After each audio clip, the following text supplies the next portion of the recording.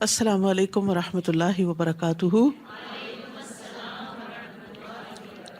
کیا حال ہے سب کا؟ الحمد للہ نحمده ونصلی علی رسولہ الکریم، اما بعد فاعوذ باللہ من الشیطان الرجیم، بسم اللہ الرحمن الرحیم، رب اشرح لی صدری ویسر لی امری واحلل عقدۃ من لسانی یفقہوا قولی۔ جو شخص علم کے راستے پہ چلتا ہے جنت کا راستہ اس کے لیے آسان ہو جاتا ہے۔ علم کے لیے نکلنا حج کے برابر اجر حاصل کرنے کے برابر ہے۔ ابو امامہ بیان کرتے ہیں کہ نبی صلی اللہ علیہ وسلم نے فرمایا، جو شخص صبح کے وقت اس لیے مسجد کی طرف نکلا کہ بھلائی سیکھے یا سکھائے تو اس کے لیے اس حج ادا کرنے والے کی مثل اجر ہے جس نے اپنا حج مکمل کر لیا۔ یہ صحیح ترغیب و ترہیب کی روایت ہے، یعنی جو صبح کے وقت نکلے۔ آپ سب نکلتے ہیں صبح کے وقت، کہاں جاتے ہیں؟ مسجد جاتے ہیں۔ کیوں جاتے ہیں؟ بھلائی سیکھنے کے لیے یا سکھانے کے لیے۔ تو اس کا اجر و ثواب کوئی معمولی نہیں، اس کا اجر و ثواب حج کرنے والے کے برابر ہے جس نے اپنا حج مکمل کر لیا۔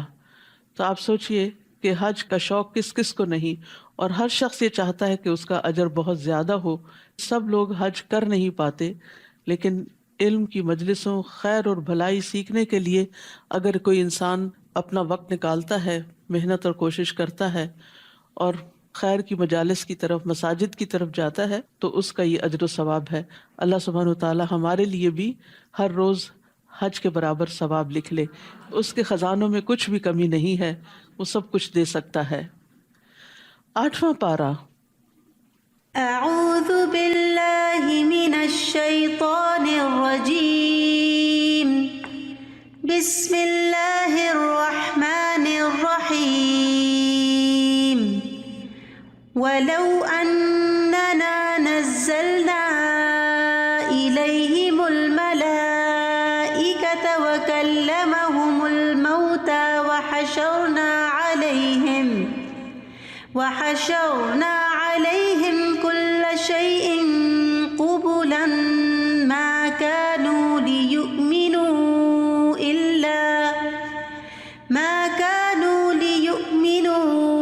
إِلَّا أَن يَشَاءَ اللَّهُ وَلَكِنَّ أَكْثَرَهُمْ يَجْهَلُونَ۔ شروع کرتی ہوں اللہ کے نام سے جو بے انتہا مہربان، نہایت رحم فرمانے والا ہے۔ اور اگر ہم ان کی طرف فرشتے بھی نازل کر دیتے اور ان سے مردے بھی کلام کرتے اور ہر چیز کو ان کے سامنے لا اکٹھا کرتے، یعنی جن جن چیزوں کا مطالبہ کر رہے ہیں یہ کہ وہ ہمیں دکھائی جائیں، تو وہ بھی لے آئی جاتی، تو بھی یہ ایمان لانے والے نہ تھے مگر جس کے متعلق اللہ چاہتا، لیکن ان میں سے اکثر نادانی کی باتیں کرتے ہیں۔ وَلَكِنَّ أَكْثَرَهُمْ يَجْهَلُونَ۔ یاد رکھیے، جہالت انسان کی ہدایت کے راستے میں رکاوٹ بن جاتی ہے، خواہ وہ جذباتی جہالت ہو یا علمی جہالت ہو۔ علم کا نہ ہونا بھی انسان کی ہدایت کے راستے میں رکاوٹ ہے، اسی طرح علم آنے کے بعد اپنی خواہشات کی پیروی بھی انسان کی ہدایت حاصل کرنے کے راستے میں رکاوٹ بن جاتی ہے۔ اہل مکہ کا، آپ کے مخالفین کا کچھ یہی حال تھا۔ اسی طرح ہم نے شیطان سیرت انسانوں اور جنوں کو ہر نبی کا دشمن بنایا، جو دھوکہ دینے کی غرض سے کچھ خوش آئند باتیں ایک دوسرے کے کانوں میں پھونکتے رہتے ہیں۔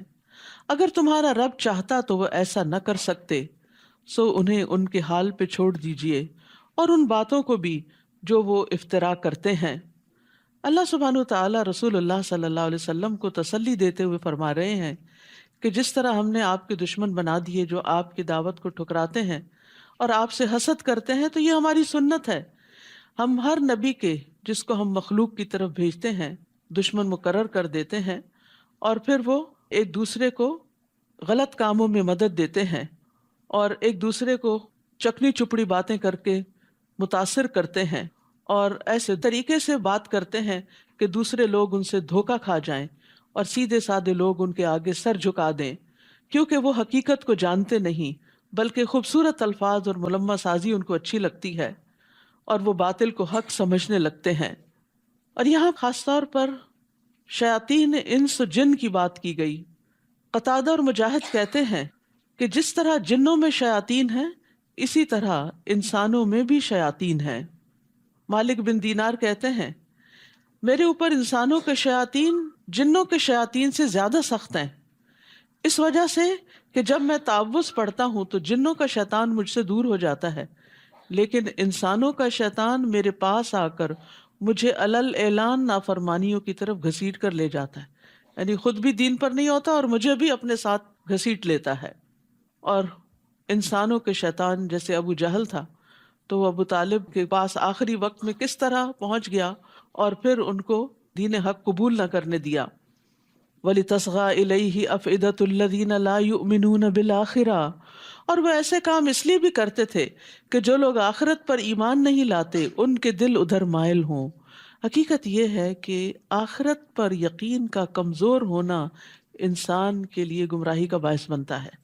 جب انسان آخرت کو بھول جاتا ہے تو پھر دنیا کی اٹریکشنز اس کو اپنے اندر کھینچ لیتی ہیں، اور وہ دنیا کی باتوں اور دنیا کے لوگوں کی خوبصورت تعبیلات جو انہوں نے دین کے بارے میں آخرت کے بارے میں کر رکھی ہوتی ہیں ان میں گھر جاتا ہے۔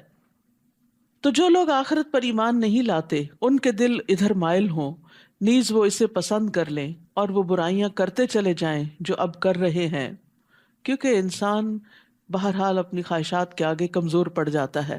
ایک طرف دین ہوتا ہے، دلیل ہوتی ہے، اور دوسری طرف خواہش نفس ہوتی ہے، اور جب انسان کا اپنا اندر بھی کمزور ہو، ایمان اور یقین بھی کمزور ہو، اور پھر ساتھی اور مجلس اور کمپنی اور صحبت بھی ایسی ہو، تو پھر ہدایت کا رستہ مدھم ہوتا چلا جاتا ہے اور ہدایت پر چلنا مشکل ہوتا چلا جاتا ہے۔ پھر فرمایا کیا میں اللہ کے سوا کسی اور کو منصف تلاش کروں، یعنی اس سے اپنے فیصلے کرواؤں کہ صحیح کیا اور غلط کیا ہے، حالانکہ اسی نے پوری تفصیل کے ساتھ تمہاری طرف کتاب نازل کی ہے۔ یعنی اللہ نے اپنا فرض پورا کر دیا، تمہاری ہدایت کے لیے ڈیٹیل میں سب کچھ اس کتاب میں بھیج دیا۔ اب تم چاہتے ہو کہ اس کتاب کے علاوہ کہیں اور سے ہدایت حاصل کی جائے؟ اور جن لوگوں کو ہم نے کتاب دی ہے وہ جانتے ہیں کہ یہ کتاب آپ کے پروردگار کی طرف سے، آپ کے رب کی طرف سے حق کے ساتھ نازل ہوئی ہے، لہٰذا آپ شک کرنے والوں میں شامل نہ ہوں، یعنی لوگوں کے جھوٹے پروپیگنڈے کا شکار نہ ہوں۔ ہدایت اسی کتاب کے ذریعے ملے گی، اور رب ہی یہ اتھارٹی رکھتا ہے کہ وہ حق اور باطل کے درمیان فیصلہ کر سکے، اور آپ کے رب کی بات سچائی اور انصاف کے اعتبار سے کامل ہے، اس کے فرامین کو کوئی تبدیل کرنے والا نہیں، اور سب کچھ سننے اور جاننے والا ہے۔ اے محمد صلی اللہ علیہ وسلم، اگر آپ زمین میں بسنے والے لوگوں کی اکثریت کے کہنے پر چلیں گے تو وہ آپ کو اللہ کی راہ سے بہکا دیں گے۔ یعنی اگر آپ حق اس بات میں دیکھیں کہ میجورٹی کا ٹرینڈ کیا ہے، میجورٹی کس راستے کی طرف چلی جا رہی ہے، تو یہ کوئی دلیل نہیں ہے، یہ کوئی حجت نہیں ہے، کیونکہ لوگوں کی اکثریت اپنی خواہشات کی پیروی کرتی ہے، قیاس آرائیوں اور گمان سے کام لیتی ہے، ان کے پاس کسی راستے کسی ٹرینڈ کو فالو کرنے کے لیے کوئی دلیل نہیں ہوتی سوائے اپنی خواہشات کے۔ فرمایا اگر آپ زمین میں بسنے والوں کی اکثریت کے کہنے پر چلیں گے تو وہ آپ کو اللہ کی راہ سے بہکا دیں گے، کیونکہ وہ خود بہکے ہوئے ہیں، وہ تو محض زن کے پیچھے لگے ہوئے ہیں، یعنی ان کے پاس چند خیالات اور خوبصورت باتوں کے سوا کچھ نہیں، اور وہ صرف قیاس آرائیاں کرتے ہیں۔ حقیقت کا علم تو اللہ کے پاس ہے اور وہ قرآن و سنت کے اندر ہی ہے، لہٰذا جو شخص ہدایت کا پیروکار ہو اسے چاہیے کہ وہ ان دو چیزوں کو مضبوطی سے تھام لے۔ بلا شبہ تمہارا رب خوب جانتا ہے کہ کون اس کی راہ سے بھٹکا ہوا ہے، اور وہ ہدایت پانے والوں کو بھی خوب جانتا ہے۔ تو چونکہ ہدایت کا معیار قرآن و سنت ہے اور واپسی بھی ہماری اللہ سبحانہ تعالیٰ کی طرف ہے، تو وہی اصل فیصلہ کرے گا کہ کون سیدھے رستے پہ چل کے صحیح منزل پہ پہنچا اور کون بھٹک گیا۔ فَكُلُوا مِمَّا ذُكِرَ اسْمُ اللَّهِ عَلَيْهِ إِن كُنتُمْ بِآيَاتِهِ مُؤْمِنِينَ، اے ایمان والو اگر تم اللہ کی آیات پر ایمان رکھتے ہو تو جس چیز پر اللہ کا نام لیا گیا ہو اسے بلا تکلف کھاؤ۔ آپ کے دشمن اہل مکہ اعتراض کرتے تھے کہ آپ کیسے لوگ ہیں، جس کو آپ مار کے کھاتے ہیں اس کو حلال سمجھتے ہیں، اور جس کو اللہ مار دیتا ہے یعنی اپنی طبعی موت مر جاتا ہے اس کو آپ حرام قرار دیتے ہیں۔ تو یہ صرف ان کی ایک لاجیکل فیلسی تھی اور ایک سوچ کا غلط انداز تھا. حالانکہ ذبح کرنا اور اس پر اللہ کا نام لینا وہ اپنے الگ اثرات رکھتا ہے بنسبت اس کے کہ ایک جانور بیمار ہو کے مر جائے یا کوئی چوٹ کھا کے مر جائے. اس موت کے اثرات کچھ اور طرح کے ہوتے ہیں، اس گوشت کو کھانے کے اثرات بھی اور طرح کے ہوتے ہیں. لیکن انہوں نے اپنی اس بات کو بڑا خوبصورت بنا دیا، اور بظاہر دیکھنے میں تو یہ بات بڑی اپیلنگ لگتی ہے. ہاں واقعی جس کو اللہ مارتا ہے وہ زیادہ حقدار ہے کہ کھایا جائے بنسبت اس کے کہ جس کو انسان خود سلاٹر کر لیتا ہے. تو یہاں پر یہ بتایا گیا کہ ان کی باتوں میں نہ آئے. جس پہ اللہ کا نام لیا گیا اور جو پراپر طریقے سے ذبح کیا گیا ہو اسی کو تم کھاؤ اگر تم اللہ کی آیات پر ایمان رکھتے ہو. تو یہ حلال کھانا بھی ایمان کا حصہ ہے. پھر فرمایا آخر کیا بات ہے کہ تم وہ چیز نہ کھاؤ جس پر اللہ کا نام لیا گیا ہو، حالانکہ جو کچھ اس نے تم پر حرام کیا ہے اسے تمہارے لیے تفصیلاً بیان کر دیا ہے. یعنی اللہ نے حلال حرام واضح کر دیا ہے، الا یہ کہ تم کوئی حرام چیز کھانے پر مجبور ہو جاؤ. اضطراری کیفیات اور چیز ہیں، اور بہت سے لوگ ایسے ہیں جو بغیر علم کے محض اپنی خواہشات کے پیچھے لگ کر دوسروں کو بہکاتے رہتے ہیں. وہ اپنی خواہشات کی پیروی کرتے اور چاہتے کیا ہیں باقی لوگ بھی ان کے پیچھے چلے، لہٰذا وہ اپنی خواہشات کو بہت خوبصورت الفاظ میں بیان کر کے دوسروں کو بھی اپیل کرتے ہیں اور اپنے ساتھ بہکا کے لے جاتے ہیں. اور لوگ لا علمی میں، کبھی غفلت میں، کبھی خواہشات کی پیروی میں قرآن و سنت کی تعلیمات کو نہ جاننے کی وجہ سے ان کے پیچھے چل پڑتے ہیں. آپ کا رب ایسے حد سے بڑھنے والوں کو خوب جانتا ہے. تو یاد رکھیے اپنی پسند ناپسند پہ چلنا گمراہی کا سبب ہوتا ہے. اللہ اور اس کے رسول کی پسند ناپسند کو دیکھنا لازم ہے ہدایت کے لیے. اور بعض اوقات خواہشات کی بنا پر کسی چیز سے محبت رکھنا ہدایت سے دوری کا سبب بن جاتا ہے. وَذَرُوا ظَاهِرَ الْإِثْمِ وَبَاطِنَهُ إِنَّ الَّذِينَ يَكْسِبُونَ الْإِثْمَ سَيُجْزَوْنَ بِمَا كَانُوا يَقْتَرِفُونَ. تم ظاہری گناہوں کو بھی چھوڑ دو اور چھپے گناہوں کو بھی، یعنی پبلکلی کرنے والے گناہ ان کو بھی چھوڑ دو اور چھپ کے کرنے والوں کو. جیسے غیبت چھپ کے کی جاتی ہے اور تانا منہ پہ دیا جاتا ہے. تو بعض لوگ غیبت کرتے ہوئے کیا دلیل دیتے ہیں، مجھے کوئی ڈر نہیں، میں تو یہ بات اس کے منہ پہ بھی کہہ دوں گی. وَيْلٌ لِّكُلِّ هُمَزَةٍ لُمَزَةٍ. بری بات کو چاہے پیٹھ پیچھے کیا جائے، چھپ کے کیا جائے، کسی کے کان میں کیا جائے، یا کسی پرائیویٹ میسج میں کیا جائے، یا پھر سامنے بیٹھ کے تانا دیا جائے، دونوں میں ہی ہلاکت ہے. برا اخلاق جو ہے وہ انسان کے تنزل کا باعث بنتا ہے. اسی طرح باقی چیزیں بھی، یعنی بے حیائی، چھپی دوستیاں، زنا کاریاں، یا پھر پبلکلی اس طرح کے جسچرز، ان تمام چیزوں سے روکا گیا ہے. تم ظاہری گناہوں کو بھی چھوڑ دو اور چھپے ہوئے گناہوں کو بھی. جو لوگ گناہ کے کام کرتے ہیں انہیں جلد ہی اس کی سزا مل کر رہے گی. یعنی انسان یہ نہ سوچے کہ میں نے گناہ کیا کسی کو پتہ ہی نہیں چلا، چھپ کے کیا، کون مجھ سے پوچھے گا، کوئی نقصان ہونے والا نہیں. ایسا نہیں، بلکہ اس کا نتیجہ نکل کر رہے گا. جو بو گے وہ کاٹو گے. اور جس چیز پر اللہ کا نام نہ لیا گیا ہو اسے مت کھاؤ. واضح بات ہے، جس جانور پہ اللہ کا نام نہیں لیا گیا اس کو سلاٹر کرتے وقت اسے مت کھاؤ. یہ گناہ کی بات ہے. بلا شبہ شیطان تو اپنے دوستوں کے دلوں میں شکوک و اعتراضات القاء کرتے رہتے ہیں تاکہ وہ تم سے جھگڑتے رہیں، اور اگر تم نے ان کی بات مان لی تو تم بھی مشرک ہی ہوئے. حدیث میں آتا ہے رسول اللہ صلی اللہ علیہ وسلم نے فرمایا جو چیز خون بہا دے اور اس پر اللہ کا نام لیا گیا ہو تو اسے کھاؤ، اور جس کھانے پر اللہ کا نام نہ لیا جائے، بتوں کا لیا جائے یا غیر اللہ کا لیا جائے، تو وہ ابلیس کا رزق ہوتا ہے. رسول اللہ صلی اللہ علیہ وسلم نے فرمایا کہ ابلیس نے کہا اے اللہ تو نے ساری مخلوق کا رزق واضح کر دیا ہے تو میرا رزق کہاں ہے؟ اللہ نے فرمایا ہر وہ چیز جس پر میرا نام نہ لیا جائے. اسی لیے کہتے ہیں نا جب کھانا کھاتے ہوئے بسم اللہ کے بغیر آپ شروع کرتے ہیں تو شیطان آپ کے کھانے میں شریک ہو جاتا ہے، پھر اس کی وہ طاقت اور وہ غذائیت آپ کو نہیں ملتی جو آپ کو ضرورت ہوتی ہے. أَوَمَنْ كَانَ مَيْتًا فَأَحْيَيْنَاهُ وَجَعَلْنَا لَهُ نُورًا يَمْشِي بِهِ فِي النَّاسِ. بھلا وہ شخص جو مردہ تھا، لا علم تھا، جاہل تھا، نہ اپنے رب کو پہچانتا تھا، نہ اپنے رسول کو، نہ اپنے دین کو، نہ اپنی آخرت کو، پھر ہم نے اسے زندہ کیا، اسے ایمان دیا، اسے علم دیا، اسے شعور بخشا، اسے دین کی سمجھ بخشی، اس کو روشنی عطا کی جس کی مدد سے وہ لوگوں میں زندگی بسر کر رہا ہے. وہ رہتا لوگوں کے بیچ میں ہی ہے، اٹھتا بیٹھتا کام کاج کرتا، لیکن اس کی سوچ بالکل مختلف، اس کا طریقہ مختلف ہوتا ہے. تو مسلمان اپنے باطن اور اپنے ظاہر دونوں سے ہی پہچانا جاتا ہے. یعنی ایمان اس کے قلب کو روشنی بخشتا ہے اور پھر اس کا عمل صالح اس کے ظاہر کو روشنی بخشتا ہے.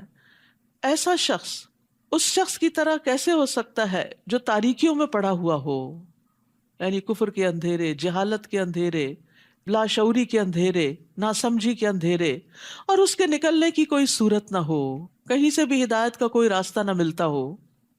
کافر جو کچھ کر رہے ہیں ان کے اعمال اسی طرح خوشنما بنا دیے گئے ہیں. یعنی جو اللہ کو نہیں مانتے، آخرت کو نہیں مانتے، اور ایمان کے بغیر جو کچھ کر رہے ہیں اس پر وہ بڑا فخر کرتے ہیں کہ وہ بہت ترقی کر رہے ہیں. لیکن اصل بات یہ ہے کہ انسان کی کامیابی دنیا کی ترقی کے ساتھ اسی وقت ہے جب وہ اپنے دینے والے کو پہچانتا ہے اور جس کے پاس واپس جانا ہے اس کو راضی کرتا ہے. اسی طرح ہم نے ہر بستی میں اس کے بڑے بڑے مجرموں کو لگا دیا ہے کہ وہ اس بستی میں مکر و فریب کرتے رہیں، پھر وہ خود ہی اس مکر و فریب میں پھنس جاتے ہیں مگر یہ بات سمجھنے کی کوشش ہی نہیں کرتے. اور جب ان کے پاس کوئی نشانی آتی ہے تو کہتے ہیں ہم تو اس وقت تک نہ مانیں گے جب تک ہمیں بھی وہی کچھ نہ دیا جائے، یعنی نبوت، جو اللہ کے رسولوں کو دیا گیا. اللہ ہی بہتر جانتا ہے کہ اپنی رسالت کا کام کس سے لے. جلد ہی ان مجرموں کو اپنی مکاریوں کی پاداش میں اللہ کے ہاں ذلت اور سخت عذاب سے دوچار ہونا پڑے گا. فَمَن يُرِدِ اللَّهُ أَن يَهْدِيَهُ يَشْرَحْ صَدْرَهُ لِلْإِسْلَامِ، جس شخص کو اللہ ہدایت دینا چاہتا ہے اس کا سینہ اسلام کے لیے کھول دیتا ہے. ہدایت دو طرح کی ہوتی ہے. ایک ہوتی ہے ہدایت ارشاد جو تعلیم کی شکل میں، جو کائنات کی نشانیوں کی شکل میں ہے. یہ سب انسانوں کے لیے برابر ہے. لیکن بہت سے لوگ اس ہدایت کو دیکھنے کے باوجود، پڑھنے کے باوجود، سننے کے باوجود، جاننے کے باوجود بھی اس پر عمل نہیں کرتے کیونکہ انہیں توفیق نہیں ہوتی. تو جس کو یہ توفیق مل جاتی ہے وہ توفیق دراصل کیا کرتی ہے؟ اس کے سینے میں وسعت پیدا کر دیتی ہے. یہ وسعت کیا ہے کہ انسان اللہ کی بات سنتا ہے اور اس کا دل کھلا ہوتا ہے، وہ خوشی سے سنتا ہے، خوشی سے قبول کرتا ہے، اس پر غور و فکر کرتا ہے اور پھر اس کے مطابق عمل بھی کرتا ہے. تو یہ اللہ کی توفیق سے ہوتا ہے. تو جس کے ساتھ اللہ بھلائی کا ارادہ کر لیتا ہے اس کو دین کی سمجھ دے دیتا ہے. فَمَن يُرِدِ اللَّهُ أَن يَهْدِيَهُ يَشْرَحْ صَدْرَهُ لِلْإِسْلَامِ وَمَن يُرِدْ أَن يُضِلَّهُ يَجْعَلْ صَدْرَهُ ضَيِّقًا حَرَجًا، اور جسے گمراہ کرنا چاہتا ہے اس کے سینے میں اتنی گھٹن پیدا کر دیتا ہے جیسے وہ بڑی دقت سے بلندی کی طرف چڑھ رہا ہو. جب انسان بلندی کی طرف اوپر کو جاتا ہے تو آکسیجن نہیں ہوتی تو سانس گھٹنے لگتا ہے. تو اس لیے قرآن کا معجزہ ہے کہ 1400 سال پہلے ایسی بات بتا دی گئی کہ اوپر جانے سے سینہ گھٹے گا، سانس نہیں آئے گا. دوسرا معنی یہ بھی کیا گیا ہے کہ ایسا انسان جیسے کوئی اڑنے کی کوشش کر رہا ہے، اڑ کے بھی انسان اوپر جاتا ہے نا، جیسے کوئی اڑنے کی کوشش کر رہا ہو تو اڑنا انسان کے لیے بڑا مشکل کام ہے. انسان کے بازو کاموں کے لیے تو ہیں مگر پرندوں کی طرح اڑنے کے لیے نہیں ہے، تو یہ بھی ایک مشکل کام ہے. یعنی ایسے شخص کے لیے پھر ہدایت کی طرف آنا، اس پہ چلنا اتنا مشکل ہوتا ہے جیسے چلنے کی بجائے اڑنا مشکل ہوتا ہے، یا اوپر کو چڑھنا مشکل ہوتا ہے، یا ماؤنٹین کلائمبنگ مشکل ہوتی ہے. یعنی اس کو دین کی بات اچھی نہیں لگتی، اس کو اختیار کرنا، اس پہ عمل کرنا بڑا ہی مشکل لگتا ہے. دین کی طرف آنا، نماز کی طرف آنا، دین کی مجلسوں کی طرف آنا، دیندار لوگوں کے پاس بیٹھنا، خیر اور بھلائی کی بات سننا اس کے لیے بڑا ہی بوجھل ہوتا ہے. اس سے اس کا دل گھٹتا ہے، وہ اس کی طرف نہیں آنا چاہتا. اور یہ بڑی خطرناک علامت ہوتی ہے کہ انسان دین کی مجلس کی طرف آنا ہی نہ چاہے، اور آئے بھی تو دل گھٹا رہے، کچھ اندر نہ جائے. جیسے کوئی چیز بھیچی بھی ہوتی ہے نا تو اس کے اندر ڈالیں باہر ہی نکل آتی. تو کچھ لوگ قرآن سنتے بھی ہیں، وہ اندر جانے کی بجائے باہر ہی الٹ جاتا ہے. تو اللہ سبحانہ تعالیٰ سے یہ دعا کثرت سے کرنی چاہیے، رب اشرح لی صدری ویسر لی امری واحلل عقدۃ من لسانی یفقہوا قولی. موسیٰ علیہ السلام نے سینے کی وسعت مانگی تھی تاکہ یہ ساری باتیں اندر آ جائیں، جذب ہو جائیں اور انسان کے اندر عمل کی صلاحیت پیدا ہو جائے. جو لوگ ایمان نہیں لاتے اللہ تعالیٰ اسی طرح ان پر حق سے فرار اور نفرت کی ناپاکی مسلط کر دیتا ہے، پھر دین کی طرف آنا ان کے لیے مشکل ہو جاتا ہے. تو جس کا سینہ وسیع ہوگا وہ اللہ کے ہر حکم پر دل کی خوشی سے عمل کرے گا. نماز اس کے لیے آنکھوں کی ٹھنڈک ہوگی، نہ کہ منافقوں کی طرح بہت بڑی مصیبت. اور وہ اسلام کے ہر حکم کے لیے اپنا سینہ وسیع پائے گا، یعنی ویلکمنگ، خوش، اور ہر چیز اس کو اپنی جگہ سینس بناتی ہوئی نظر آتی ہے. یعنی جو ایمان رکھتا ہے اس کو اللہ تعالیٰ کی بات سمجھ آ جاتی ہے اور اس کی سینس اور حکمت اور مصلحت بھی سمجھ آنے لگتی ہے، اور وہ اس پر خوش ہو جاتا ہے کہ اللہ نے میرے لیے ایک رستہ کھول دیا ہے. لیکن اگر منافقت ہو اندر تو پھر دین کی سمجھ نہیں آتی اور ہر حکم پر اعتراض ہونے لگتا ہے. یہ حکم کیوں دیا گیا اور وہ کیوں کہا گیا اور یہ بڑا مشکل ہے. نہیں، ایمان والوں کے لیے اللہ کا کوئی بھی حکم مشکل نہیں ہوا کرتا. وَيُسَلِّمُ تَسْلِيمًا، وہ پوری طرح مان جاتے ہیں، تسلیم کر لیتے ہیں، سر تسلیم خم کر دیتے ہیں. وَهَذَا صِرَاطُ رَبِّكَ مُسْتَقِيمًا قَدْ فَصَّلْنَا الْآيَاتِ لِقَوْمٍ يَذَّكَّرُونَ، اور یہ اسلام ہی آپ کے رب کی سیدھی راہ ہے. بے شک ہم نے نصیحت قبول کرنے والوں کے لیے آیات کو کھول کھول کر بیان کر دیا ہے. ہم سب مانگتے ہیں نا اہدنا الصراط المستقیم، کہ ہمیں سیدھا رستہ دکھا. تو ھذا صراط ربک مستقیما، اسلام سیدھا رستہ ہے اور وہ ایک ہی راستہ ہے. عبداللہ بن مسعود کہتے ہیں کہ ایک مرتبہ رسول اللہ صلی اللہ علیہ وسلم نے ہمارے سامنے ایک لکیر کھینچی اور فرمایا کہ یہ اللہ کا راستہ ہے. پھر اس کے دائیں اور اس کے بائیں کچھ اور لکیریں کھینچی اور فرمایا کہ یہ مختلف راستے ہیں.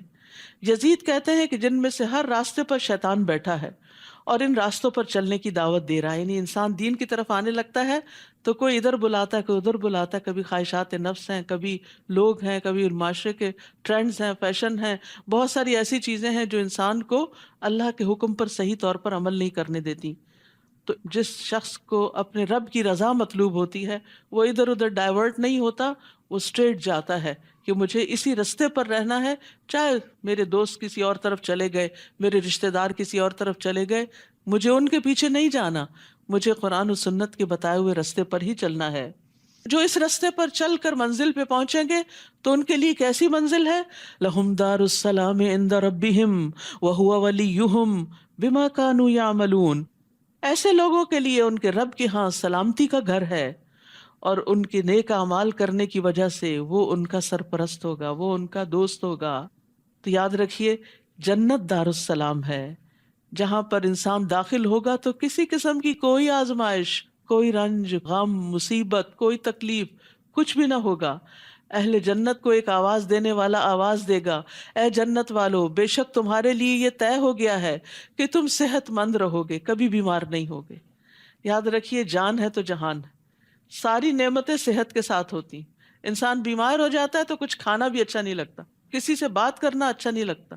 ساری نعمتیں حتیٰ کہ اپنی اولاد اور اپنا مال سب کچھ اس کے لیے سیکنڈری ہو جاتا ہے. جو مرض کی شدت بڑھتی ہے تو دنیا سے دل بیزار ہوتا ہے انسان کا، اس کو پرواہ نہیں ہوتی کہ سب چیزیں کہاں جا رہی ہیں، اس کو اپنی جان کی پڑ جاتی. تو جنت میں سب سے پہلی نعمت جس کی خوشخبری دی گئی کہ تم ہمیشہ صحت مند رہو گے، کوئی بیماری تمہارے پاس نہیں پھٹکے گی، اور بے شک تم زندہ رہو گے، کبھی مرو گے نہیں. دنیا میں انسان کتنا بھی صحت مند ہو، موت کا خوف نہیں جاتا، اور جائے بھی کیسے، کیونکہ وہ تو آنی ہی آنی ہے. اور تم جوان رہو گے، کبھی بوڑھے نہیں ہوگے. جوانی کے جانے کا بھی انسان کو بڑا خوف رہتا ہے. کسی بھی بوڑھے کو دیکھتا ہے تو پریشان ہو جاتا ہے کہ کہیں میرا بھی حال اس جیسا نہ ہو جائے، اور وہ تو اگر زندہ رہے تو ہونا ہی ہونا ہے. اس لیے ان چیزوں کو دنیا میں انسان اوائڈ نہیں کر سکتا کیونکہ یہ جنت نہیں.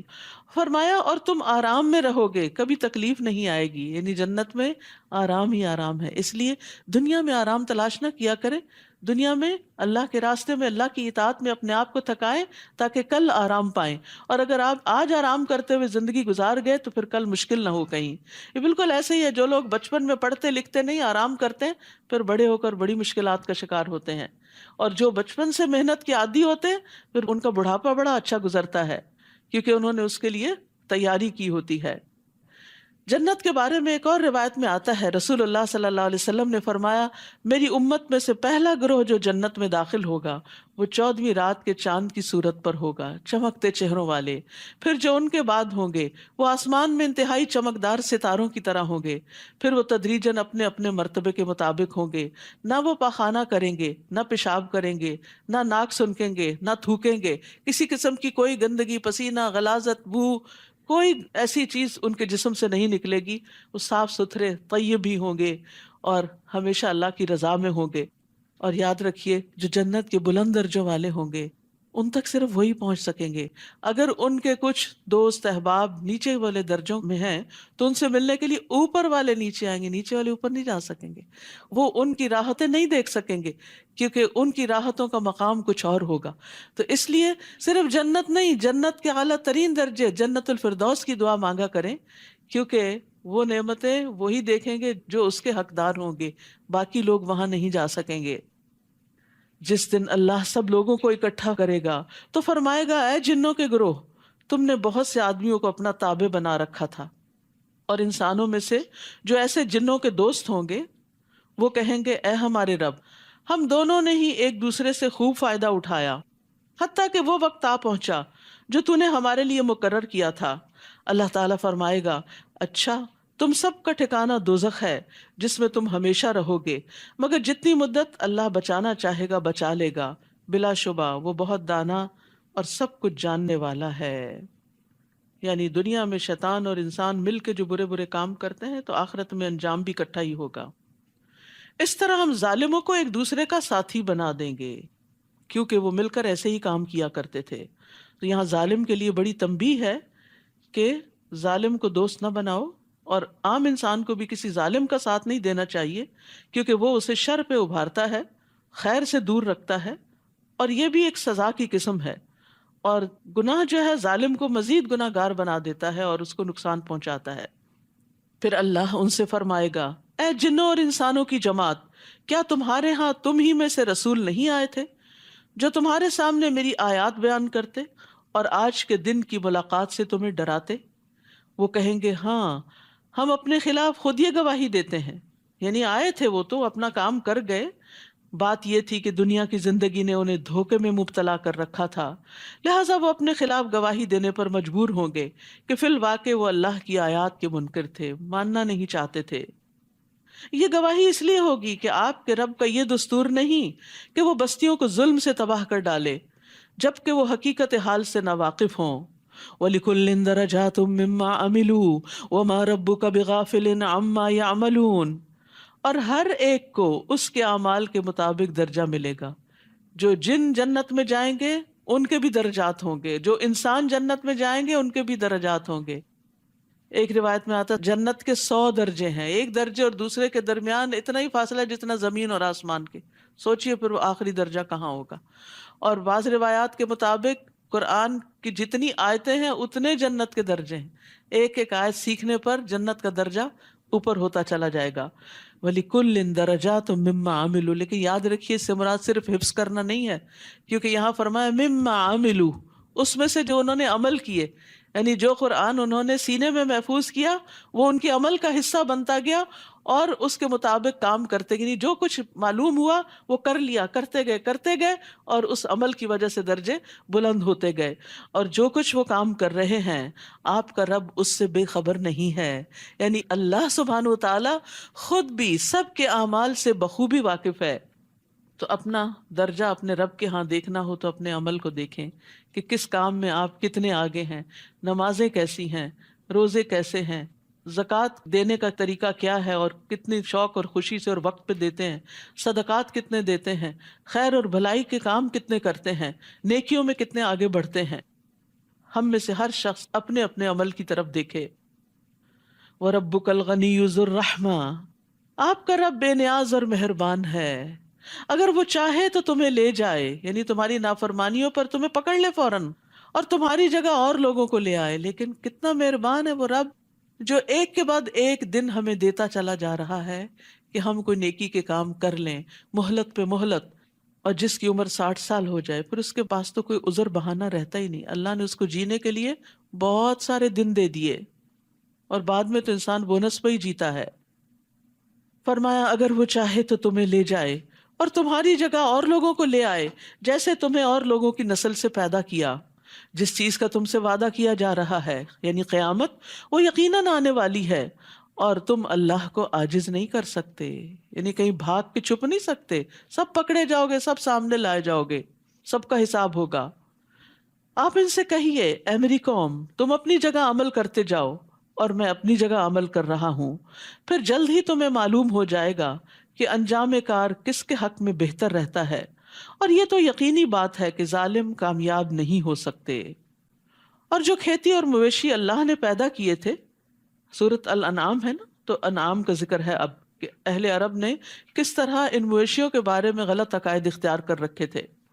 اور جو کھیتی اور مویشی اللہ نے پیدا کیے تھے، ان لوگوں نے ان چیزوں میں اللہ کے سوا دوسروں کا بھی حصہ مقرر کر دیا، یعنی غیر اللہ کے نام پر ان کو وقف کر دیا، اور اپنے گمان باطل سے یوں کہتے ہیں یہ حصہ تو اللہ کا ہے اور یہ ہمارے شریکوں کا ہے، یعنی کچھ فی سبیل اللہ اور کچھ بتوں کی نظر۔ اب جو حصہ ان کے شریکوں کا ہوتا یعنی بتوں کا ہوتا، وہ اللہ کے حصے میں شامل نہ ہو سکتا تھا، کیونکہ وہ ان کے اپنے درمیان تقسیم ہوتا تھا اور اللہ کے نام پر غریبوں میں تقسیم ہوتا۔ تو کبھی ایسا ہوتا کہ اللہ کے نام والے حصے میں کوئی کمی ہوتی تو وہ اس کو پورا نہیں کرتے تھے، لیکن اگر بتوں کے حصے میں کوئی کمی ہوتی، پیداوار ناقص ہوتی یا کوئی جانور مر جاتے، تو اس صورت میں اللہ کے حصے میں سے لے کے اس کمی کو پورا کر لیتے، یعنی غریبوں کا حصہ بھی اپنی طرف کھینچ لیتے۔ اور جو اللہ کا حصہ ہوتا وہ ان کے شریکوں کے حصے میں شامل ہو سکتا تھا۔ کتنا برا فیصلہ تھا جو وہ کرتے تھے۔ اسی طرح بہت سے مشرکوں کے لیے ان کے شریکوں نے اولاد کے قتل کو خوشنما بنا دیا، اپنے ہی بچوں کو مارنا، تاکہ انہیں ہلاک کر دیں اور ان پر ان کے دین کو مشتبہ بنا دیں، اور اگر اللہ چاہتا تو وہ ایسا نہ کرتے۔ لہٰذا انہیں جانے دیجیے اور اس افتراء کو بھی جس میں وہ لگے ہوئے ہیں، یعنی جھوٹی باتیں گھڑ کر اللہ کے نام پر لوگوں سے بیان کرتے ہیں، یا پھر غلط عقائد کو اختیار کر کے اپنے آپ کو جسٹیفائی کرتے ہیں، درست سمجھتے ہیں۔ کہتے ہیں کہ اس قسم کے مویشی اور کھیتی ممنوع ہیں، یہ وقف ہیں، انہیں ان کے گمان کے مطابق وہی کھا سکتا ہے جسے وہ چاہیں، یعنی اللہ نے جو چیزیں سب کے لیے حلال کی وہ انہوں نے حرام کر دی، اور حلال حرام کو اپنے ہاتھ میں لے لیا کہ جس کو ہم چاہیں گے دیں گے۔ اور کچھ مویشی ہیں جن کی پشتیں حرام ہیں، ان پہ کوئی سوار نہیں ہو سکتا، بوجھ نہیں لاد سکتا۔ اور کچھ مویشی ایسے ہیں جن پر وہ ذبح کے وقت اللہ کا نام نہیں لیتے، حالانکہ پیدا ان مویشیوں کو کس نے کیا؟ اللہ نے کیا۔ اور یہ سب قانون اور دین انہوں نے اپنے ہاتھ میں لے رکھا تھا۔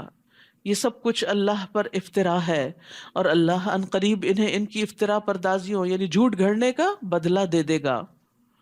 نیز وہ کہتے ہیں کہ ان اقسام کے جانوروں کے پیٹ میں جو بچہ ہے وہ صرف ہمارے مردوں پہ حلال ہے، خود سے خود، اور ہماری عورتوں پر حرام ہے۔ بیچاری عورتیں ہر دور میں محروم رہی۔ البتہ اگر وہ بچہ مردہ ہو تو مرد عورت سب کھا سکتے ہیں۔ جو کچھ یہ کہتے ہیں اللہ انہیں اس کی سزا ضرور دے گا، وہ یقیناً دانا اور ہر چیز کا علم رکھنے والا ہے۔ جن لوگوں نے لا علمی اور حماقت کی بنا پر اپنی اولاد کو مار ڈالا اور اللہ پر جھوٹ باندھتے ہوئے اس رزق کو حرام قرار دیا جو اللہ نے انہیں عطا کیا تھا، یہ ایسے گمراہ ہیں جو راہ راست پر نہیں آ سکتے۔ یعنی جب انسان بڑے بڑے گناہ کرتا ہے نا تو اس کا دل سخت ہو جاتا ہے۔ جو اپنی اولاد کو مار ڈالے اور جو اللہ کے دیے ہوئے رزق کو اپنی مرضی سے حلال حرام کر دے، پھر وہ ہدایت پہ کیسے آ سکتا ہے جب اس نے قانون اپنے ہاتھ میں لے لیا ہو کہ میرا بچہ ہے میں جو چاہوں کروں؟ نہیں، یہ اللہ کی امانت ہے تمہارے پاس، تمہارا اختیار نہیں کہ تم اسے قتل کرو۔ تو یاد رکھیے خود ساختہ طریقوں سے اللہ کو راضی نہیں کیا جا سکتا۔ اپنے من گھڑت طریقوں کو دین کہنا دین نہیں ہوتا۔ یعنی بعض لوگ جیسے بدعات کرتے ہیں، بدعت کیا ہوتی ہے کہ جو چیز نہ قرآن میں ہے، نہ سنت میں ہے، نہ سیرت میں، نبی صلی اللہ علیہ وسلم یا صحابہ نے کبھی وہ کام کیے ہی نہیں، بعد کی جنریشنز میں خود بخود انہوں نے اس چیز کو اپنے لیے دین کا حصہ بنا لیا۔ تو ایسی چیزوں سے اللہ کو راضی نہیں کر سکتے کہ اللہ نے مطالبہ ہی نہیں کیا اس کام کے کرنے کا۔ تو کوئی اپنے اوپر خود سے خود پابندیاں لگا رہا ہے اور اس کو دین بنا رہا ہے، تو یہ دین نہیں، کیونکہ اس سے اللہ کی رضا نہیں، ناراضگی آتی ہے۔ بظاہر یوں لگتا ہے کہ وہ اپنے آپ کو تھکاتے ہیں کہ شاید ہم اللہ کو خوش کر رہے ہیں، حالانکہ اس کے برعکس اس محنت سے اللہ کا غضب حاصل کرتے ہیں۔ تو یاد رکھیے کسی بھی چیز کو جب آپ دین، ثواب، عبادت سمجھ کے کریں تو پہلے یہ دیکھ لیں کہ کیا اس کو اللہ سبحانہ تعالیٰ نے یا اس کے رسول صلی اللہ علیہ وسلم نے اوتھینٹیکیٹ کیا ہے، اس کو عبادت کہا بھی ہے یا خود سے خود بنا لیا۔ پھر فرمایا وَهُوَ الَّذِي أَنشَأَ جَنَّاتٍ مَعْرُوشَاتٍ وَغَيْرَ مَعْرُوشَاتٍ، وہی تو ہے جس نے دونوں طرح کے باغات پیدا کیے، ایک وہ جن کی بیلیں چھتریوں پر چڑھائی جاتی ہیں، دوسرے وہ درخت جو خود اپنے تنے پر کھڑے ہوتے ہیں، ان کی بیل نہیں ہوتی جو چھتریوں پہ چڑھائی جائے، نیز کھجوریں اور کھیتیاں پیدا کی جن سے کئی طرح کے معقولات حاصل ہوتے ہیں، نیز اس نے زیتون اور انار پیدا کیے۔ ان دو پھلوں کا خاص طور پر ذکر ہے قرآن میں، بہت ہی نیوٹریشس ہیں، فائدہ مند ہیں، جن کے پھل اور مزہ ملتے جلتے بھی ہوتے ہیں اور مختلف بھی۔ ایسے پھل جو ہیں یہ غذا بھی ہوتے ہیں اور ان میں علاج بھی ہوتے ہیں۔ جب یہ درخت پھل لائیں تو ان سے خود بھی کھاؤ اور فصل اٹھاتے وقت ان میں سے اللہ کا حق بھی ادا کرو اور بے جا خرچ نہ کرو۔ یعنی جب اللہ تعالیٰ تمہیں مال دے، تمہارے پاس ڈھیروں باغات ہوں، کیونکہ باغات والوں کی آمدنی بہت ہوتی ہے، تو انہیں کس بات کا پابند کیا گیا کہ وہ یہ ساری آمدنی اپنے اوپر ہی نہ لگا لیں، بلکہ اس میں سے اللہ کے بندوں پر بھی خرچ کریں، وہ مقرر حصہ ادا کریں جو زکوٰۃ کے علاوہ عشر وغیرہ کی شکل میں ہے، اور بے جا خرچ نہ کریں، کیونکہ اللہ اسراف کرنے والوں کو پسند نہیں کرتا۔ ہوتا یہ ہے کہ جب مال زیادہ آتا ہے تو فضول خرچیاں بھی بڑھ جاتی، جن کے پاس کم ہوتا ہے وہ بس ضرورت کی جگہوں پہ خرچ کرتے ہیں، ایکسٹرا خرچ نہیں کرتے، لیکن جب زیادہ آتا ہے تو پھر انسان کبھی ضرورت کا اور کبھی ضرورت سے زیادہ بھی بس پھینکتا چلا جاتا ہے دولت۔ زہری کہتے ہیں اس کا مطلب ہے کہ اللہ تعالیٰ کی نافرمانی کے کام میں خرچ نہ کرو۔ تو اسراف کیا ہے؟ ایسی جگہ خرچ کرنا جس سے اللہ ناراض ہوتا ہو، مثلا ایسا لباس بنانا یا اتنا قیمتی لباس بنا لینا کہ انسان حقداروں کا حق ہی بھول جائے اور سارا مال اپنے اوپر ہی خرچ کر ڈالے۔ شادی کے دن لاکھوں کا صرف ایک جوڑا بنا کے سارا مال اپنے اوپر ہی ڈال لینا، یہ اسراف کی بدترین قسم ہے۔ ابن ابی حاتم روایت کرتے ہیں کہ اگر ابو قبیس پہاڑ سونے کا ہوتا اور کوئی آدمی اللہ کی اطاعت کے کاموں میں یہ سارا پہاڑ خرچ کر دیتا تو یہ فضول خرچی نہ ہوتی۔ یعنی دین کے کاموں میں، لوگوں کی خدمت میں، خیر اور بھلائی کے کاموں میں جتنا کھلا خرچ کر سکے کرتے چلے جائیں، یہ فضول خرچی نہیں ہے۔ یعنی زیادہ خرچ کرنا فضول خرچی نہیں، اللہ کی نافرمانی اور ناپسندیدہ کاموں میں خرچ کرنا اسراف ہے، کیونکہ بہت سے لوگوں کو یہ سمجھ نہیں آتی کہ اسراف ہے کیا۔ اور اگر کوئی ایک درہم اللہ کی نافرمانی کے کام میں خرچ کرتا ہے تو وہ فضول خرچی ہی کرتا، فضول گیا نا اس کا مال، کہ اس مال کے ذریعے اس نے اللہ کا غضب حاصل کیا۔ پھر اسی طرح کھانے پینے میں اسراف جو ہے یہ عقل اور بدن کے لیے نقصان دہ ہے۔ یہ بھی کھا لیں، یہ بھی کھا لیں، وہ بھی کھا لیں، اور اب آپ دیکھیں کہ بہت سی چیزیں ایک بزنس بن گئی ہیں، تو انسان بعض اوقات جا کے ٹیمپٹ ہو جاتا ہے، اتنا کچھ خرید لیتا ہے جو اس نے نہ کھانا نہ پینا نہ استعمال کرنا، اور چائے کی یہ قسم بھی بڑی اچھی، یہ بھی لے لیتے، وہ بھی لے لیتے، یہ فلاں چیز یہ جوس بہت اچھا ہی فلاں۔ پھر کھانے والے تو آپ ایک دو ہی ہوتے ہیں نا گھروں میں، کوئی بڑے فیملیز سب رہی نہیں، تو پھر آپ سب کو پتہ نہیں کیا ہوتا ہے، ایکسپائرڈ، وہ بن میں جا رہا ہے، وہ بن میں جا رہا ہے، وہ نالی میں جا رہا ہے۔ یہ سب فضول خرچی ہے۔ پہلے آپ دیکھیں کہ آپ کی ضرورت کیا ہے اور کیا آپ اسے استعمال بھی کر سکیں گے تو ضرور لیں، فائدے کی چیز ہے، کھاؤ پیو، لیکن اگر استعمال نہیں کرنا اور پھر بن میں پھینکنا تو اس پہ پوچھو گی۔ اللہ تعالیٰ فرماتے ہیں کلوا واشربوا ولا تسرفوا انہ لا یحب المسرفین، کھاؤ پیو اور حد سے نہ گزرو، بے شک وہ حد سے گزرنے والوں سے محبت نہیں کرتا۔ حد سے گزرنے والے کون ہیں؟ جو فخر اور مباحات اور دکھاوے کے لیے کرتے ہیں، جو اپنی دھاک جماتے ہیں قیمتی قیمتی چیزیں خرید کر، حیثیت نہیں پھر بھی مانگے تانگے یا مشکل سے پیسے جمع کر کے ایسے بیگز خریدنا جو ہزاروں میں ہوں، حالانکہ ایک معمولی کوالٹی کا بیگ جو ہے اس میں بھی انسان کی ضرورت پوری ہو سکتی، لیکن چونکہ وہ اسٹیٹس سمبل ہے اس لیے اس پہ خرچ کرنا اور کسی غریب مسکین کے ایک وقت کے کھانے کے لیے صدقہ دینے کو تیار نہ ہونا، یہ پھر اسراف میں آ جاتا ہے۔ ثمانیت ازواج، کل 8 جوڑے ہیں۔ عربی میں ازواج کا لفظ زوج کی جمع ہے، کپل کے لیے بھی استعمال ہوتا ہے اور کپل میں سے ہر ایک کے لیے الگ بھی استعمال ہوتا ہے۔ تو 8 جوڑے سے مراد 16 ٹوٹل نہیں ہے، 8 ہی ہیں، تو زوج الگ الگ اسپاؤس کے لیے بھی استعمال ہوتا ہے۔ بھیڑ کے 2، بکری کے 2، یعنی نر اور مادہ۔ آپ ان سے پوچھئے کیا اللہ نے دونوں نر حرام کیے ہیں یا دونوں مادائیں یا وہ بچے جو ان کے پیٹ میں ہوتے ہیں؟ اگر تم سچے ہو تو مجھے علم کی کوئی بات بتاؤ، کوئی دلیل دو۔ نیز اونٹ کی جنس سے 2 اور گائے کے 2 جوڑے ہیں۔ آپ ان سے پوچھئے کیا اللہ نے ان دونوں نر کو حرام کیا یا دونوں مادہ کو، یا ان بچوں کو جو ان ماداؤں کے پیٹ میں ہوتے ہیں؟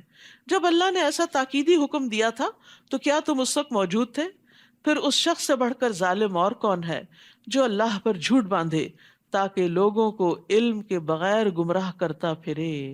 یہ بہت بڑے ظلم کی بات ہے، بہت بڑا جرم ہے کہ علم کے بغیر کسی کو کچھ بتانا. اگر کوئی آپ سے مسئلہ پوچھتا ہے، جی آپ کورس کر رہی ہیں، آپ دورہ قرآن میں جاتی ہیں، تو مجھے اس مسئلے کا جواب دیں. اگر پتا ہے تو جتنا پتا ہے اتنا بتا دیں، نہیں پتا تو معلوم کریں، ریسرچ کریں، جانیں، اہل علم سے پوچھیں اور پھر بتائیں. کیونکہ بغیر علم کے لوگوں کو فتوے دینا بہت بڑا جرم ہے، اس سے لوگ گمراہ ہوتے ہیں. اللہ یقیناً ایسے ظالموں کو سیدھی راہ نہیں دکھاتا. آپ ان سے کہہ دیجئے کہ جو وحی میری طرف آئی ہے اس میں تو کوئی ایسی چیز نہیں پاتا جو کھانے والے پر حرام کی گئی ہو، یعنی جن کو تم لوگوں نے حرام کیا یہ اس کی طرف اشارہ ہے، الا یہ کہ وہ مردار ہو یا بہایا ہوا خون ہو یا خنزیر کا گوشت ہو کیونکہ وہ ناپاک ہے، یا فسق ہو کہ وہ چیز اللہ کے سوا کسی اور کے نام سے مشہور کر دی گئی ہو، یعنی غیر اللہ کے نام پر قربان کی گئی ہو. ہاں، جو شخص لاچار ہو جائے اس حال میں کہ نہ تو وہ اللہ کے قانون کا باغی ہو اور نہ ضرورت سے زیادہ کھانے والا ہو، تو اسے معاف ہے، کیونکہ آپ کا رب بخش دینے والا اور رحم کرنے والا ہے. اصل میں یہاں دلائل دیے جا رہے ہیں اہل عرب کے ان غلط قوانین کو ثابت کرنے کے کہ جو انہوں نے خود سے حلال اور حرام کے کچھ قاعدے بنا کر اللہ کی نعمتوں کو لوگوں پر حرام کر رکھا تھا، یا کبھی اپنے آپ پر بھی. اور جن لوگوں نے یہودیت اختیار کی ان پر ہم نے ہر ناخن والا جانور حرام کیا تھا، نیز ان پر گائے اور بکری کی چربی بھی حرام تھی، الا یہ کہ وہ پشت، آنتوں اور ہڈیوں سے چمٹی ہوئی ہو. ہم نے یہ چیزیں ان کی سرکشی کی سزا کے طور پر ان پہ حرام کی تھی، اصلاً حرام نہیں تھی، دین ابراہیمی میں حرام نہیں تھی. اور جو کچھ ہم کہہ رہے ہیں بالکل سچ کہہ رہے ہیں. اب یہاں مسلسل حلال و حرام کی بات ہو رہی ہے کیونکہ یہ دین کا حصہ ہے. ہمارا دین ایک مکمل دین ہے جو کھانے پینے کے معاملات میں بھی ہمیں رہنمائی دیتا ہے کہ انسان کے لیے کیا کھانا فائدہ مند ہے اور کیا کھانا نقصان دہ ہے. پھر اگر یہ آپ کو جھٹلائیں تو ان سے کہیے تمہارے رب کی رحمت بہت وسیع ہے کہ تم سزا سے بچے ہوئے ہو، ورنہ مجرموں سے اس کا عذاب ٹالا نہیں جا سکتا. یہ مشرک جواباً کہہ دیں گے اگر اللہ چاہتا تو نہ ہم شرک کرتے اور نہ ہمارے آباء و اجداد اور نہ ہم کسی چیز کو حرام ٹھہراتے. یہ جو دلیل ہے نا، اور یہ بات یہ اکثر لوگ کرتے ہیں اپنے غلط اعمال کو جسٹیفائی کرنے کے لیے. اللہ چاہتا تو ہم بھی نمازیں پڑھتے، جب کہنا نماز پڑھ لی، جب اللہ چاہے گا تو پڑھیں گے. بھئی آپ کب چاہیں گے؟ آپ بھی تو چاہیں. جو چاہتا ہے من جدہ وجدہ، اللہ تعالیٰ اس کو عطا کر دیتا ہے. لیکن جس کی اپنی نیت اور اپنا ارادہ ہی کھوٹا ہوتا ہے اور جو ہدایت کی طرف آنا نہیں چاہتا، تو اللہ سبحانہ وتعالیٰ کا یہ قانون نہیں کہ زبردستی لوگوں کو ہدایت کی طرف لائے. اسی طرح ان لوگوں نے بھی جھٹلایا جو ان سے پہلے تھے، حتیٰ کہ انہوں نے ہمارے عذاب کا مزہ چکھ لیا. آپ ان سے کہیے کہ اگر تمہارے پاس کوئی علم کی بات ہے تو لاؤ ہمیں دکھاؤ، تم تو محض ظن کے پیچھے پڑے ہوئے ہو اور جو بات کرتے ہو بلا دلیل کرتے ہو. قل فللہ الحجۃ البالغہ فلو شاء لہداکم اجمعین. آپ ان سے کہیے کہ تمہارے ظن کے مقابلے میں اللہ کی حجت کامل ہے، اللہ کے دلائل مضبوط ہیں. اگر وہ چاہتا تو تم سب کو ہدایت دے دیتا، یعنی وہ زبردستی تمہیں ان دلائل کا قائل کر دیتا، لیکن یہ اس کا طریقہ نہیں. اس نے انسان کو آزادی رائے دے رکھی ہے، عقل دے رکھی ہے کہ انسان سوچ سمجھ کر اور ہدایت کی روشنی میں خود صحیح راستہ اختیار کرے. آپ ان سے کہیے اپنے وہ گواہ تو لاؤ جو یہ گواہی دیں کہ اللہ نے فی الواقع ان چیزوں کو حرام کیا ہے. پھر اگر وہ گواہی دے بھی دیں تو آپ ان کے ساتھ گواہی نہ دینا، نہ ہی ان لوگوں کی خواہشات کے پیچھے لگنا جو ہماری آیات کو جھٹلاتے ہیں اور جو آخرت پر ایمان نہیں رکھتے اور دوسروں کو اپنے رب کا ہمسر بناتے ہیں. قل تعالوا اتل ما حرم ربکم علیکم اللہ تشرکوا بہ شیئا وبالوالدین احسانا. آپ ان سے کہیے آؤ میں تمہیں پڑھ کر سناؤں کہ تمہارے رب نے تم پر کیا کچھ حرام کیا ہے. تو قرآن پڑھ کر سنانے کا حکم ہے، کیونکہ سن کر بات زیادہ سمجھ میں آتی ہے، اور اس لیے بھی کہ قرآن مجید اللہ کا کلام ہے. تو کلام کو کلام کی شکل میں کنوے کیا جائے تو بات زیادہ دل پہ لگتی ہے. پڑھنے کا بھی فائدہ ہے کہ آپ اکیلے بیٹھ کے تفسیر پڑھیں، سمجھیں، جانیں، لیکن جب آپ سنتے ہیں تو بات دل پہ جا لگتی ہے. تو یہاں پر پڑھ کے سنانے کا حکم ہے نبی صلی اللہ علیہ وسلم کو. اور آپ لوگوں کو لکھ کر چیزیں نہیں دیتے تھے، سنایا کرتے تھے، آؤ میں تمہیں پڑھ کر سناؤں کہ تمہارے رب نے تم پر کیا کچھ حرام کیا ہے۔ اور وہ یہ باتیں ہیں کہ اس کے ساتھ کسی کو شریک نہ بناؤ، شرک حرام ہے، ان الشرک لظلم عظیم۔ اور یہ کہ والدین سے اچھا سلوک کرو، والدین کی نافرمانی حرام ہے، ان کو ستانا حرام ہے۔ اور یہ کہ مفلسی کے ڈر سے اپنی اولاد کو قتل نہ کرو کہ ہم انہیں کہاں سے کھلائیں گے، اللہ رزق کے راستے کھولنے والا ہے، کیونکہ ہم ہی تمہیں رزق دیتے ہیں تو ان کو بھی ضرور دیں گے، مایوس کیوں ہوتے ہو۔ اور یہ کہ بے حیائی کی باتوں کے قریب بھی نہ جاؤ، فحش باتوں کے قریب بھی نہ جاؤ، گالی گلوچ، گھٹیا مذاق، ننگی باتیں، خواہ یہ کھلی ہوں یا چھپی ہوں، یعنی کسی پرائیویٹ گیدرنگ میں کرو یا پبلکلی کرو، دونوں طرح منع ہے، سب کے سامنے کرو یا چھپ کے کرو۔ اور یہ کہ جس جان کے مارنے کو اللہ نے حرام کیا ہے اسے قتل نہ کرو، اولاد کے قتل کو الگ طور پہ بیان کیا واضح کرنے کے لیے، اور پھر عمومی طور پر الا یہ کہ حق کے ساتھ ہو، جیسے قصاص وغیرہ میں۔ یہ وہ باتیں ہیں جن کا اللہ نے تمہیں تاکیداً حکم دیا ہے، وصاکم بہ، وصیت ہوتی ہے تاکیدی حکم، اس کی تاکید ہے، لازماً یہ حکم ماننے ہوں گے، شاید کہ تم عقل سے کام لو۔ تو یاد رکھیے کہ حلال و حرام کے بارے میں جاننا بہت ضروری ہے، اسی لیے اللہ تعالیٰ نے نبی صلی اللہ علیہ وسلم کو حکم دیا کہ وہ ساری مخلوق کو اس آیت کی تلاوت کی سماعت کی دعوت دیں جس میں اللہ نے کچھ چیزیں حرام ٹھہرائیں۔ اور آپ صلی اللہ علیہ وسلم کے بعد علماء پر بھی یہ بات لازم ہے کہ وہ لوگوں کو تبلیغ کریں اور ان کو واضح کریں کہ اللہ نے ان کے لیے کیا حلال کیا، کیا حرام کیا ہے۔ اور یاد رکھیے حلال و حرام کی وضاحت عقل کی بنا پہ نہیں ہوتی، قرآن و سنت کی روح سے ہوتی ہے۔ رسول اللہ صلی اللہ علیہ وسلم نے فرمایا، جان لو ان قریب ایسا وقت آنے والا ہے کہ کسی شخص کو میری کوئی حدیث پہنچے گی اور وہ تکیہ لگائے ہوئے اپنی مسند پہ بیٹھا ہوگا، کاؤچ پر، کہے گا ہمارے اور تمہارے درمیان اللہ کی کتاب کافی، بس جو قرآن میں وہ کافی ہے، بس ہم جو کچھ اس میں حلال پائیں گے اسے حلال سمجھیں گے اور جو حرام پائیں گے اسے حرام سمجھیں گے۔ جبکہ حقیقت کیا ہے کہ جسے اللہ کے رسول نے حرام کیا وہ بھی اسی طرح حرام ہے جسے اللہ نے حرام کیا۔ تو حرام صرف قرآن سے نہیں پتہ چلتا، حرام سنت رسول صلی اللہ علیہ وسلم سے بھی پتہ چلتا ہے۔ اور کیا باتیں ہیں جن کا تاکیدی حکم ہے؟ وَلَا تَقْرَبُوا مَالَ الْيَتِيمِ إِلَّا بِالَّتِي هِيَ أَحْسَنُ حَتَّى يَبْلُغَ أَشُدَّهُ، نیز یہ کہ یتیم کے مال کے قریب بھی نہ جاؤ۔ بھائی فوت ہو گیا ہے، اس کی بہت سی پراپرٹی ہے، وہ اب یتیموں کا مال ہے، تمہارا حق نہیں ہے اس پہ کہ تم بھائی ہو۔ اگر ماں باپ زندہ ہے تو کچھ ان کو جائے گا، باقی یتیم بچوں کے لیے، مگر ایسے طریقے سے جو اس کے حق میں بہتر ہو، یعنی یتیم کے حق میں، تاکہ وہ عقل کی پختگی کو پہنچ جائے، میچور ہو جائے، اپنے مال کی حفاظت کر سکے، اسے انویسٹ کر سکے، اس سے بزنس کر سکے، اسے صحیح جگہ پر استعمال کر سکے، نہ کہ ضائع کر بیٹھے۔ اور یہ کہ ناپ اور تول انصاف کے ساتھ پورا کرو، ہم کسی کو اس کی مقدور سے زیادہ تکلیف نہیں دیتے، اس کی وسعت سے بڑھ کے اس پہ بوجھ نہیں ڈالتے۔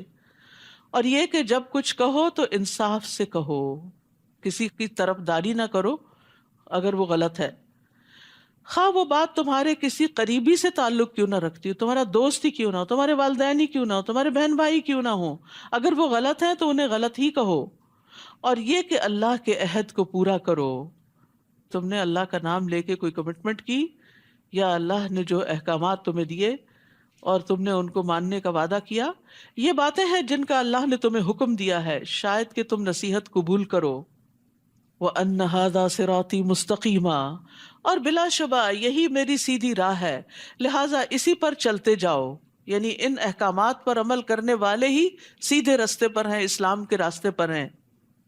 اور دوسری راہوں پر نہ چلو، یعنی اپنی خواہشات کی پیروی نہ کرو، لوگوں کو مت دیکھو کہ وہ عمل کرتے ہیں یا نہیں، کیونکہ بعض اوقات ہم یہ دلیل دے دیتے ہیں نا سبھی ایسا کرتے ہیں، تو یہ حجت نہیں ہوتی کہ سبھی ایسا کرتے ہیں یا نہیں کرتے، دیکھنا یہ ہے کہ اللہ نے بھی اس کی اجازت دی ہے یا نہیں دی۔ اور دوسری راہوں پر نہ چلو ورنہ وہ تمہیں اللہ کی راہ سے ہٹا کر جدا جدا کر دیں گی، تفرقہ بھی ہو جائے گا اور تم صراط مستقیم سے دور نکل جاؤ گے۔ اللہ نے تمہیں انہی باتوں کا حکم دیا ہے تاکہ تم بچ جاؤ، یعنی برے انجام سے۔ پھر ہم نے موسیٰ کو ایسی کتاب دی جو نیک روش اختیار کرنے والے کے لیے مکمل تھی، اور اس میں ہر ضروری بات کی تفصیل بھی تھی، اور یہ کتاب ہدایت اور رحمت بھی تھی، اور اس لیے دی تھی تاکہ لوگ اپنے رب سے ملاقات پر ایمان لے آئیں۔ وَهَذَا كِتَابٌ أَنزَلْنَاهُ مُبَارَكٌ، اور یہ کتاب یعنی قرآن مجید جو ہم نے نازل کی ہے بڑی بابرکت ہے، لہٰذا اس کی پیروی کرو، اس کو فالو کرو اور اللہ سے ڈرتے رہو۔ اس کو پڑھ کے سمجھ کے اس پہ عمل کر کے بھی ڈرنا ہے تاکہ تم پہ رحم کیا جائے۔ تو اللہ کی رحمت کس پہ ہوتی ہے؟ اللہ سے ڈرنے والوں پر۔ تو یاد رکھیے قرآن میں ہر خیر کی تعلیم اور ہر شر سے بچاؤ کا طریقہ بتایا گیا ہے، یعنی اس کے پڑھنے سے ایسی برکات جاری ہوتی ہیں کہ کسی بھی خیر کی چیز سے انسان محروم نہیں رہتا، اور کوئی ایسا شر نہیں جس سے اس کتاب میں نہ ڈرایا گیا ہو۔ تو اس لیے جب انسان اس کی پیروی کرتا ہے تو شر سے محفوظ ہو جاتا ہے۔ قرآن کی بدولت گھروں میں بھی برکتیں اترتی ہیں۔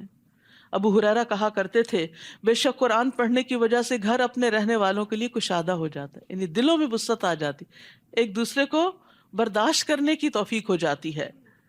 اس میں فرشتے حاضر ہوتے ہیں، یعنی جب تلاوت کرتا ہے انسان، پڑھتا ہے، سمجھتا ہے، تو فرشتے آتے ہیں۔ شیاطین اس گھر کو چھوڑ دیتے ہیں کیونکہ ان کو یہ سب کچھ بہت برا لگتا ہے۔ اس گھر کی خیر و برکت بڑھ جاتی ہے، اور قرآن نہ پڑھنے کی وجہ سے گھر اپنے رہنے والوں کے لیے تنگ ہو جاتے ہیں، خواہ بڑے بڑے مینشنز ہی کیوں نہ ہوں۔ فرشتے اس کو چھوڑ دیتے ہیں، وہ کس چیز پہ آئے، کوئی نیکی کا کام تو ہو نہیں رہا۔ شیاطین اس میں بسیرا کر لیتے ہیں اور اس کی خیر و برکت کم ہو جاتی ہے۔ تو اکیلے اکیلے مل بیٹھ کے گھر والے جیسے بھی ہو، تلاوت ہو، تفسیر ہو، پڑھنا، سننا، علم کی مجلس قائم کرنا، یعنی گھروں کے اندر خود بھی ہمسایوں کو اکٹھا کر کے، اپنے بلڈنگ والوں کو، اپنے آس پاس والوں کو، اپنے دوستوں کو، چاہے مل کے کھانا بھی کھا لیں لیکن کچھ قرآن کا حصہ بھی پڑھے، سمجھے، غور و فکر کرے، کیونکہ دعوتیں ہوتی ہیں لیکن ان میں صرف دنیا کی باتیں، کپڑوں کی باتیں، کھانوں کی ریسیپیز، بزنس کے طریقے شیئر کیے جاتے ہیں، لیکن آخرت کے بزنس کی بات نہیں ہوتی۔ تو اسی لیے پھر کیا ہوتا ہے کہ برکت نہیں ہوتی۔ تو اللہ کی رحمت اور برکت سمیٹنے کے لیے گھروں کے اندر قرآن کے پڑھنے پڑھانے کے سلسلے جاری کرنے چاہیے، چاہے once a week, once a month, once a year, جس طرح بھی ہو۔ خود ذاتی طور پہ تو روز ہی پڑھنا چاہیے، ڈیلی مطالعہ کا ایک حصہ ہونا چاہیے، لیکن سب کے ساتھ اکٹھے بیٹھ کر بھی ہونا چاہیے، کیونکہ جس مجلس میں اکٹھے بیٹھ کے ذکر کیا جاتا ہے اس کو فرشتے ناپ لیتے ہیں۔ ان تقولوا انما انزل الكتاب على طائفتين من قبلنا وان كنا عن دراستهم لغافلين، نیز اس لیے یہ کتاب نازل کی کہ تم یہ نہ کہہ سکو کہ کتاب تو ہم سے پہلے کے دو گروہوں یعنی یہود و نصارہ پر ہی اتاری گئی اور ہم تو ان کے پڑھنے پڑھانے سے بے خبر رہے، یعنی ہم ان کی کتابوں سے بے خبر تھے۔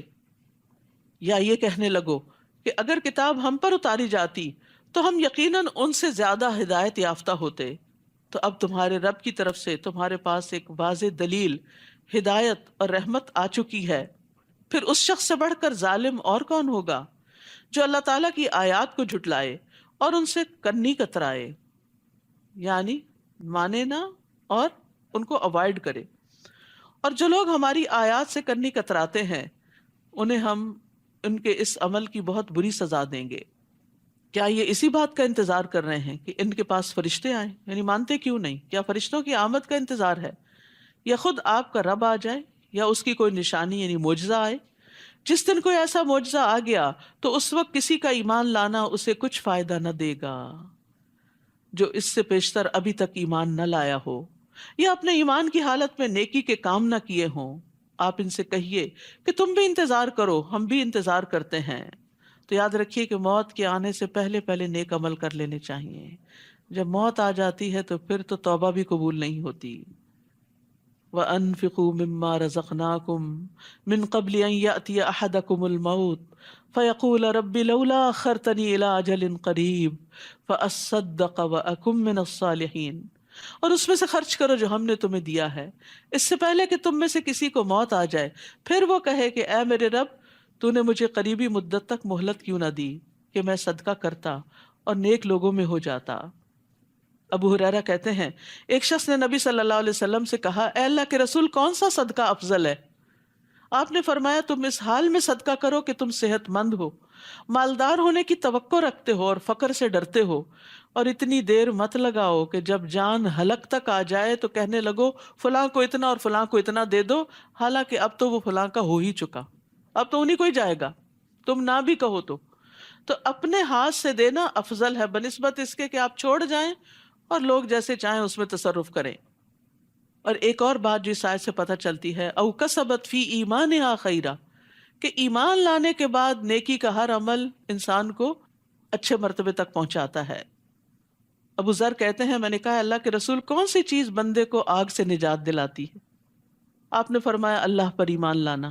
میں نے کہا اللہ کے نبی کیا ایمان کے ساتھ عمل بھی ضروری ہے؟ یہ ہمارے سوالوں کا جواب ہے اب۔ آپ نے فرمایا اللہ نے اسے جو رزق عطا کیا اس میں سے خرچ کرے۔ پہلا عمل کیا بتایا؟ صدقہ کرے۔ میں نے کہا اللہ کے رسول اگر وہ فقیر ہو اور اس کے پاس دینے کی کوئی چیز نہ ہو؟ آپ نے فرمایا پھر وہ نیکی کا حکم دے اور برائی سے روکے۔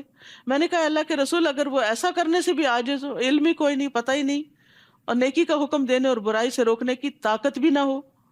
آپ نے فرمایا کسی بے ہنر کو کوئی ہنر سکھا دے، کھانا پکانا آتا ہے کسی اور کو بھی سکھا دیں، اسی طرح کوئی اور کام آتا ہے تو دوسروں کو وہ کام ہی سکھا دیں۔ میں نے کہا اگر وہ خود بھی بے ہنر ہو، پھوڑنے رہا، اور کچھ کرنے کی طاقت نہ رکھتا ہو، کیونکہ کچھ لوگ ایسے ہوتے ہیں نکم ہاتھ پہ ہاتھ رکھ کے بیٹھے رہتے ہیں، کچھ نہیں سیکھتے، نہ دین نہ دنیا، کچھ نہیں آتا، پھر آپ دیکھیں کہ کتنی ذلت اٹھاتے ہیں، ہر ایک کی باتیں سنتے ہیں، ہر ایک کی نگاہوں میں حقیر ہوتے ہیں۔ آپ نے فرمایا پھر کسی مغلوب یعنی مظلوم کی مدد کر دے۔ میں نے کہا اگر وہ ضعیف اور مظلوم کی مدد کی طاقت نہ رکھتا ہو؟ آپ نے فرمایا تم تو اپنے بھائی میں کوئی خیر و بھلائی چھوڑنا ہی نہیں چاہتے۔ ابو ہریرہ رضی اللہ عنہ کے سوالات ایسے تھے کہ وہ چاہتے تھے کہ آخری درجے کا بھی نیکی کا کام کوئی پتہ چل جائے کہ کوئی محروم نہ رہے۔ تو فرمایا ایسے شخص کو چاہیے کہ وہ لوگوں کو تکلیف نہ دے، کچھ نہیں کر سکتے تو پھر تکلیف بھی نہ دو۔ تو میں نے کہا اللہ کے رسول جب کوئی شخص یہ عمل کرے گا تو جنت میں داخل ہو جائے گا؟ آپ نے فرمایا جو بھی مسلمان ان خصلتوں میں سے کسی خصلت پہ عمل کرے گا وہ خصلت اس کا ہاتھ پکڑے گی حتیٰ کہ جنت میں داخل کرا دے گی۔ یعنی نیکی کے کسی نہ کسی کام میں ایکسپرٹ ہوں، آگے بڑھیں کہ وہ کام ریپیٹڈلی کرتے چلے جائیں حتیٰ کہ وہ آپ کی پہچان بن جائے۔ جب لوگ فوت ہوتے ہیں نا تو پھر جو گواہیاں آتی ہیں، فلاں بڑا ہی سخی تھا، بڑے کھلے دل والا تھا، بڑی لوگوں کی مدد کرتا تھا۔ تو آپ سوچئے آپ کی اسپیشلٹی کیا ہے، آپ کس نام سے جانے جائیں گے؟ یہ نہیں کہ دکھاوا اور ریاکاری کے لیے کہ میں لوگوں میں مشہور ہو جاؤں، نہیں، کون سا کام ایسا ہے جو آپ دل لگا کے کرتے ہیں اور کرتے ہی رہتے ہیں، کوئی آپ کو اچھا کہے برا کہے، آپ نے اپنی زندگی کا اصول بنا لیا کہ میں نے یہ کرنا ہے۔ کیونکہ ہوتا پتہ کیا ہے، ہمارے اندر بہت سا ٹیلنٹ بھی ہوتا ہے، بہت ذہانت ہوتی ہے، ہمیں کام بھی آتا ہوتا ہے، ہم کرنے لگتے ہیں، ایک چھوٹی سی بات کسی کی ہمیں اوفینڈ کر دیتی ہے، ہم سب کچھ چھوڑ کے بیٹھ جاتے ہیں۔ ایسے لوگ کہیں کے بھی نہیں رہتے۔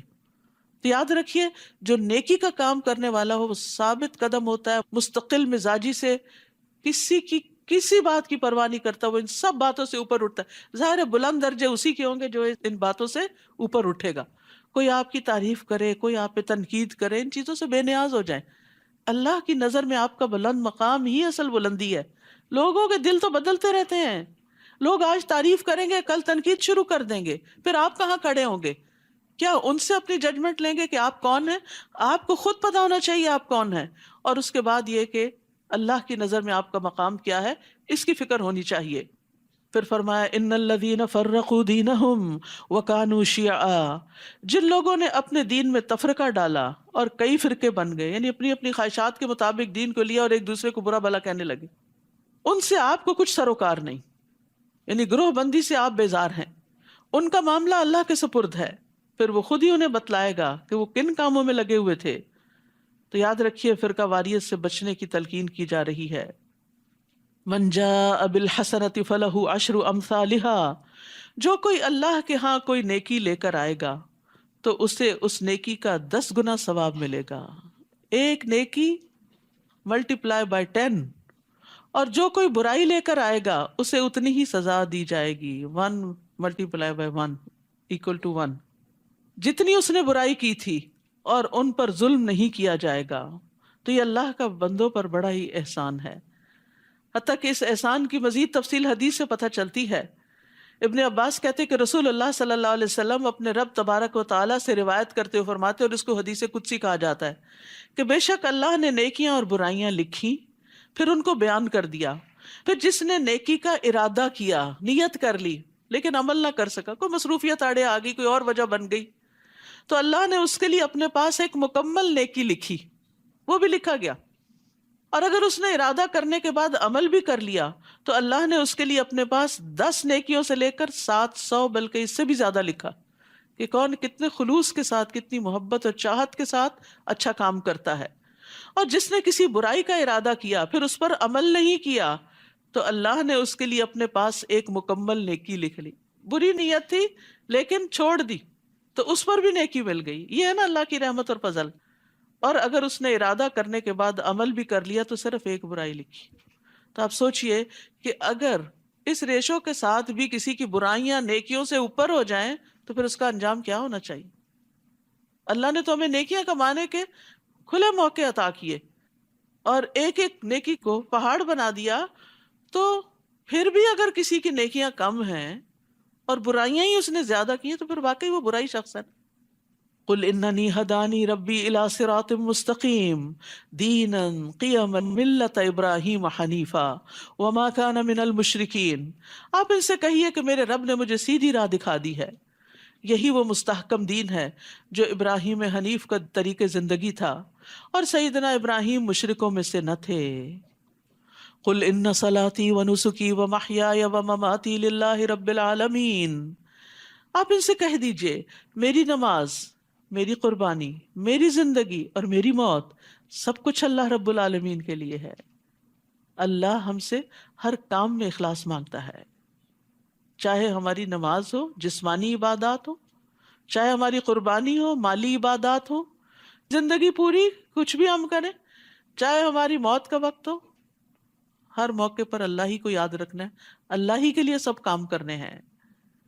تو نیک اعمال پر مبنی زندگی ہو اور ایمان پر خاتمہ ہو، اس کی دعا کرنی چاہیے، اس کی تمنا رکھنی چاہیے کہ زندگی میں بھی اچھے اچھے کام کروں اور موت کے وقت بھی اللہ کو راضی کر کے جاؤں، یعنی میری زندگی نیک عمل کے ساتھ ہو اور مروں تو اللہ رب العالمین کی ذات پر ایمان رکھتے ہوئے مروں۔ لا شریک لہ وبذالک امرت وانا اول المسلمین۔ جس کا کوئی شریک نہیں، مجھے اسی بات کا حکم دیا گیا اور میں سب سے پہلے اللہ کا فرما بردار بنتا ہوں۔ آپ ان سے کہیے کیا میں اللہ کے علاوہ کوئی اور رب تلاش کروں؟ حالانکہ وہ ہر چیز کا رب ہے۔ رب کون ہوتا ہے؟ خالق، مالک، مدبر، رازق، معبود۔ اور جو شخص بھی کوئی برا کام کرے گا تو اس کا بوجھ اسی پر ہوگا، اپنے کیے کو خود ہی بھگتنا ہوگا۔ کوئی شخص کسی دوسرے کا بوجھ نہ اٹھائے گا۔ پھر تمہیں اپنے رب کے ہاں لوٹ کر جانا ہے، اور جن باتوں میں تم اختلاف کرتے ہو وہ سب کچھ تمہیں بتا دے گا۔ وہی تو ہے جس نے تمہیں زمین میں نائب بنایا اور ایک کے مقابلے میں دوسرے کے درجے بلند کیے، یعنی بندوں میں فرق رکھا، تاکہ جو کچھ اس نے تمہیں دے رکھا ہے اسی میں تمہاری آزمائش کرے۔ بلا شبہ آپ کا رب سزا دینے میں دیر نہیں لگاتا، اور ساتھ ہی ساتھ وہ یقیناً بخشنے والا اور مہربان بھی ہے۔ سورۃ الاعراف۔ بسم اللہ الرحمن الرحیم الف لام میم صاد کتاب انزل الیک فلا یکن فی صدرک حرج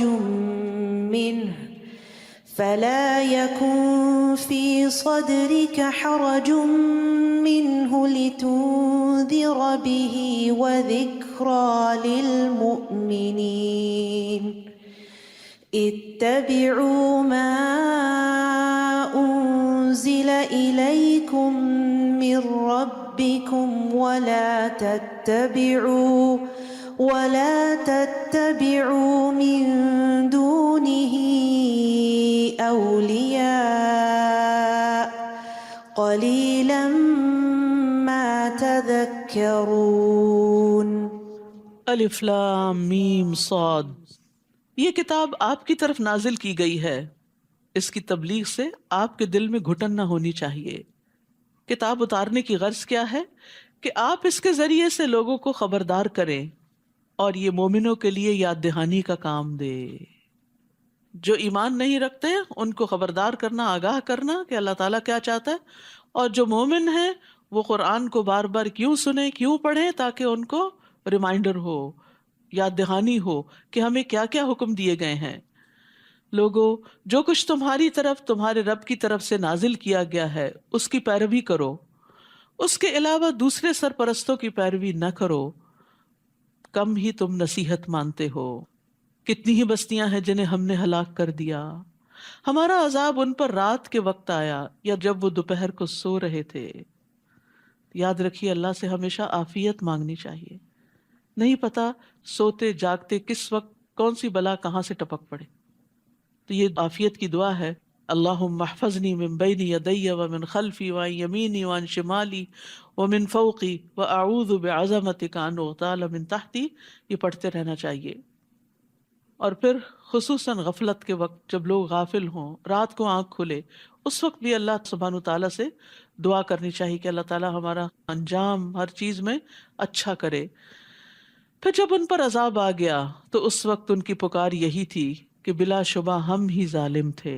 انہوں نے اپنی غلطی کا اعتراف کر لیا، لیکن اس وقت فائدہ کچھ نہیں۔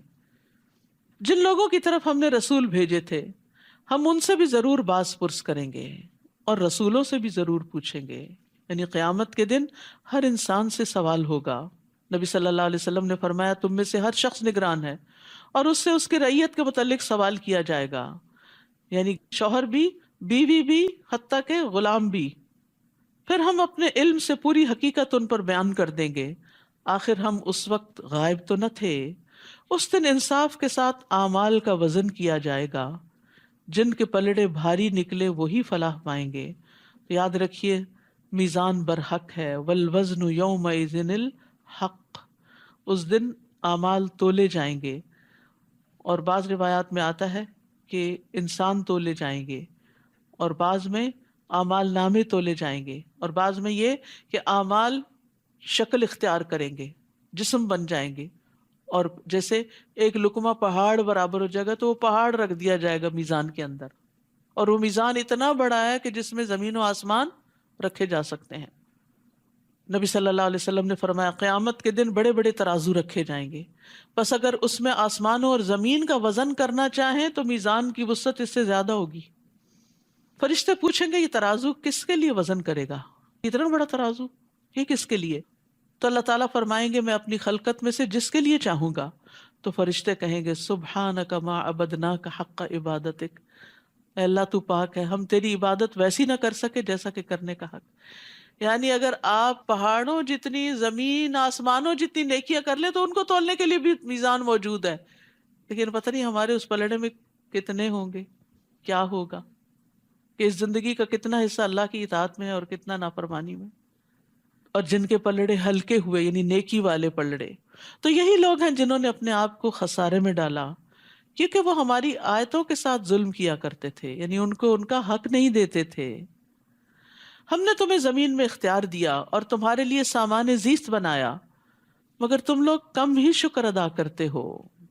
اللہ نے بنی آدم کو زمین میں چھوڑ دیا اور ہر طرح کی نعمتیں دی، لیکن انسان نعمتیں استعمال کرتا جاتا ہے مگر اللہ کو بھول جاتا ہے۔ اور افسوس یہ جتنی نعمتیں زیادہ ہوتی ہیں اتنی غفلت بڑھتی ہے، اتنی اللہ سے دوری زیادہ ہو جاتی ہے۔ وَلَقَدْ خَلَقْنَاكُمْ، اور یقیناً ہم نے ہی تم کو پیدا کیا ہے، ثُمَّ صَوَّرْنَاكُمْ، پھر ہم نے تمہاری صورت بنائی ہے۔ یہ شکلیں اللہ کی بنائی ہوئی ہے، اللہ کی کاریگری ہے، یہ اس کا ڈیزائن ہے۔ پھر ہم نے فرشتوں سے کہا کہ آدم کو سجدہ کرو، تو ابلیس کے سوا سب نے سجدہ کیا، ابلیس نے سجدہ نہ کیا۔ اللہ تعالیٰ نے اس سے پوچھا جب میں نے تجھے سجدہ کرنے کا حکم دیا تھا تو پھر کس بات نے تجھے سجدہ کرنے سے روک دیا؟ کہنے لگا میں آدم سے بہتر ہوں، کیونکہ تو نے مجھے آگ سے پیدا کیا اور اسے مٹی سے۔ تکبر کا شکار ہو گیا، اور یہ بھی اپنی عقل سے ہی اس نے فیصلہ کر لیا، یعنی بڑا چھوٹا ہونے کا۔ اللہ تعالیٰ نے فرمایا نیچے اتر یہاں سے، تیرا حق نہ تھا کہ تو یہاں تکبر کرتا، لہٰذا نکل جا۔ تو ان لوگوں میں سے ہو گیا جنہیں چھوٹا ہی بن کر رہنا ہے، یعنی اپنے آپ کو بڑا سمجھنے والے بڑے نہیں ہوا کرتے، بڑا وہ ہے جو اللہ کی نگاہ میں بڑا ہے۔ کہنے لگا اچھا پھر مجھے روز محشر تک مہلت دے دے، یعنی مجھے زندگی دے دے۔ تو ابلیس اس وقت سے مرا نہیں، قیامت تک اس کو زندگی ہی زندگی ملی ہوئی ہے بہکانے کے لیے۔ اللہ تعالیٰ نے فرمایا تجھے یہ مہلت دے دی جاتی ہے۔ تو اب دیکھیے ابلیس کی دعا قبول ہو گئی ہے۔ تو کتنے بھی ہم گناہ گار ہوں، کبھی بھی نہیں سوچنا چاہیے کہ میری پتہ نہیں سنی جائے گی کہ نہیں۔ ابلیس نے کہا تو نے مجھے گمراہی میں مبتلا کیا، نعوذ باللہ، اللہ کو الزام دیا، تو اب میں بھی تیری سیدھی راہ پر گھات لگا کے بیٹھوں گا۔ یاد رکھیے، اسلام کے ہر راستے پر شیطان بیٹھتا ہے۔ جب کوئی شخص مسلمان ہونے لگتا ہے تو اسے کہتا ہے کیا تم اپنے آباء و اجداد کے دین کو چھوڑ دو گے؟ ابن آدم اس کی بات نہیں مانتا، اسلام قبول کر لیتا ہے۔ پھر وہ ہجرت کے راستے پہ بیٹھ جاتا ہے تو کہتا ہے کہ تم اپنے آبائی علاقے کو چھوڑ دو گے، لیکن وہ اس کی بات نہیں مانتا، ہجرت کر جاتا ہے۔ پھر وہ جہاد کے راستے پہ بیٹھ جاتا ہے، کہتا ہے کیا تم جہاد کرنے جا رہے ہو؟ یہ تو نفس اور مال کے بارے میں مشقت میں پڑنا ہے، تم لڑو گے تو قتل کر دیے جاؤ گے، تمہاری بیوی سے نکاح کر لیا جائے گا، تمہارا مال تقسیم کر لیا جائے گا، لیکن اس کی بات نہیں مانتا اور وہ جہاد کرتا ہے۔ پھر رسول اللہ صلی اللہ علیہ وسلم نے فرمایا جس نے شیطان کے ساتھ ایسا کیا تو اللہ عز و جل پہ حق ہے کہ وہ اسے جنت میں داخل کرے، اور جو قتل کیا گیا تو اللہ عز و جل پہ حق ہے کہ وہ اسے جنت میں داخل کرے۔ تو یہ بڑے بڑے اعمال کی مثال دے کے ہمیں بتا دیا گیا کہ انسان مسلمان ہو بھی جاتا ہے تب بھی وہ ہر راستے پہ بیٹھتا ہے۔ ہر نیکی کا کام جب آپ کرنے لگتے ہیں تو وہ ضرور دل میں وسوسے ڈالتا ہے اور پیچھے ہٹاتا ہے۔ ثم لآتینہم من بین ایدیہم، کیا طریقہ کار ہے اس کا؟ پھر انسانوں کو آگے سے، پیچھے سے، دائیں سے، بائیں سے، ہر طرف سے گھیروں گا، بہکاؤں گا انہیں اور اپنی راہ پہ ڈال دوں گا، یعنی نافرمانی کی راہ پہ، اور تو ان میں سے اکثر کو شکر گزار نہ پائے گا۔ یاد رکھیے سارے غم و پریشانیوں کی بنیادی وجہ ناشکری ہے۔ نعمتیں نظر نہیں آتی، نعمتوں پر خوشی نہیں ہے، جو ملا ہے اس پہ راضی نہیں، جو ملا ہے اس کو دیکھتے ہی نہیں، اور جو ہاتھ سے چلا جاتا ہے صرف اس کے لیے رونا روتے رہتے ہیں۔ تو یہ شیطان کا سب سے بڑا ہتھ کنڈا اور وار ہے کہ وہ انسانوں کو شکر گزار نہیں ہونے دیتا۔ تو ابلیس دو راستے بھول گیا تھا، اوپر کا اور نیچے کا۔ تو ابن عباس کہتے ہیں اس نے یہ نہیں کہا کہ میں اوپر سے بھی آؤں گا، کیونکہ اسے علم ہے کہ ان کے اوپر اللہ ہے۔ تو ابلیس نے اپنے رب سے کہا عز و جل سے، مجھے تیری عزت و جلال کی قسم، میں بنی آدم کو اس وقت تک گمراہ کروں گا جب تک ان کے جسم میں روح رہے گی۔ موت کے وقت بھی بہکاتا ہے۔ تو اس کو اس کے رب عز و جل نے فرمایا مجھے اپنی عزت اور اپنے جلال کی قسم، جب تک وہ مجھ سے معافی مانگتے رہیں گے میں انہیں معاف کرتا رہوں گا۔ اللہ آخر تک ہمارے ہوش حواس اس طرح قائم رکھے کہ ہم توبہ کر کے لا الہ الا اللہ پڑھ کے دنیا سے رخصت ہوں اور شیطان دشمن کے پھندے سے نکل جائیں، کیونکہ اس وقت بھی بہکاتا ہے تمہیں تمہارا علم کام آ گیا، تم تو بڑے نیک تھے، تمہیں تو فکر کی بات ہی نہیں۔ اللہ تعالیٰ نے فرمایا یہاں سے نکل جا، تو میری درگاہ سے ٹھکرایا ہوا اور رسوا شدہ مخلوق ہے۔ یاد رکھ انسانوں میں سے جو بھی تیری پیروی کرے گا تیرے سمیت ان سب سے جہنم کو بھر دوں گا۔ استغفر اللہ۔ تو شیطان کا راستہ جہنم کا راستہ ہے، صراط مستقیم جنت کا راستہ ہے۔ اور اے آدم تو اور تیری بیوی دونوں اس جنت میں رہو اور جہاں سے جی چاہے کھاؤ، مگر اس درخت کے قریب بھی نہ جانا ورنہ ظالموں میں سے ہو جاؤ گے۔ بس ایک درخت سے روک دیا گیا، باقی سب آزادی، اور یہ سب امتحان کے لیے ہو رہا تھا۔ پھر شیطان نے ان دونوں کے دل میں وسوسہ ڈالا تاکہ ان کی شرمگاہیں جو ایک دوسرے سے چھپائی گئی تھی ان کے سامنے کھول دے، یعنی ان کو ننگا کرنا چاہتا تھا۔ لباس انسان کی عزت بھی ہے، زینت بھی ہے، ستر کا باعث بھی ہے، اس کے قابل شرم حصوں کو چھپاتا ہے اور اس کو خوبصورت بناتا ہے۔ گندگی والے مقامات اگر لوگوں کو نظر آتے رہیں تو لوگ نفرت کریں، لیکن شیطان نے ان کے لیے ایسی چال چلی کہ ان کا لباس اتر جائے۔ تمہیں تمہارے رب نے اس درخت سے صرف اس لیے روکا ہے کہ کہیں تم فرشتے نہ بن جاؤ یا تم ہمیشہ یہاں رہنے والے نہ بن جاؤ۔ کیسا دھوکہ دیا، بھلوا دیا کہ یہاں تو ہمیشہ رہنا ہی نہیں ہے، تو ٹیسٹ کے لیے آئے ہیں یہاں۔ تو یاد رکھیے آج دنیا میں بھی شیطان انسان کے پیچھے ہوتا ہے اور وہ برائیوں کو اس کے لیے خوشنما بناتا ہے، اس کو وسوسے ڈالتا ہے، اور جن چیزوں سے اللہ نے روکا ہے ان کے فائدے بتاتا ہے۔ تو اس لیے بڑا ضروری ہے کہ شیطان کی چالوں کو سمجھیں۔ یہ کتاب ہے عربی کی، اس کا ترجمہ اور اس کے آڈیوز وغیرہ موجود ہیں، مقائد الشیطان کی، شیطان کیسے کیسے چالیں چلتا ہے۔ تو ہم سب کو اپنے دشمن کی چالوں کا پتہ ہونا چاہیے۔ وَقَاسَمَهُمَا، پھر ان دونوں کے سامنے قسم کھا لی کہ میں فی الواقع تمہارا خیر خواہ ہوں۔ سبحان اللہ، سخت جھوٹا، لیکن جھوٹی قسم کھا کے تسلی دلا رہا ہے۔ چنانچہ ان دونوں کو دھوکہ دے کر آہستہ آہستہ اس نے اپنی بات پہ مائل کر ہی لیا۔ پھر جب انہوں نے اس درخت کو چکھ لیا، فلما ذاق، بس چکھا ہی تھا، ایک ہی لقمہ منہ میں ڈالا تھا، پیٹ بھر کے نہیں کھایا تھا، چکھا ہی تھا، تو ان کی شرمگاہیں ایک دوسرے پہ ظاہر ہو گئیں. وہ نورانی لباس، جنت کا لباس اتروا لیا گیا، اور وہ جنت کے پتے اپنی شرمگاہوں پہ چپکانے لگے، کیونکہ حیا فطری طور پر انسان کے اندر رکھ دیا گیا ہے. اس وقت ان کے رب نے انہیں پکارا کہ کیا میں نے تمہیں اس درخت سے روکا نہ تھا، اور یہ نہ کہا تھا کہ شیطان تمہارا کھلا دشمن ہے؟ قالا، دونوں کہنے لگے، ربنا ظلمنا انفسنا وان لم تغفر لنا وترحمنا لنکونن من الخاسرین. اے ہمارے رب، ہم نے اپنے آپ پر ظلم کیا، اگر تو نے ہمیں معاف نہ کیا اور ہم پر رحم نہ کیا تو ہم بہت نقصان اٹھانے والوں میں سے ہو جائیں گے. یہ ہے فرق شیطان اور انسان کا، کہ شیطان نے جب نافرمانی کی تو اکڑ گیا اور ڈھٹائی کی. آدم اور حوا سے جب غلطی ہوئی تو انہوں نے فوراً توبہ کی، اپنے رب کو راضی کر لیا. ہمارے سامنے یہ دونوں راستے ہیں. ہم فرشتے نہیں ہیں کہ غلطی نہ کریں، غلطی ہوگی ہم سے، نہ چاہتے ہوئے بھی پھسلن ہو جاتی ہے.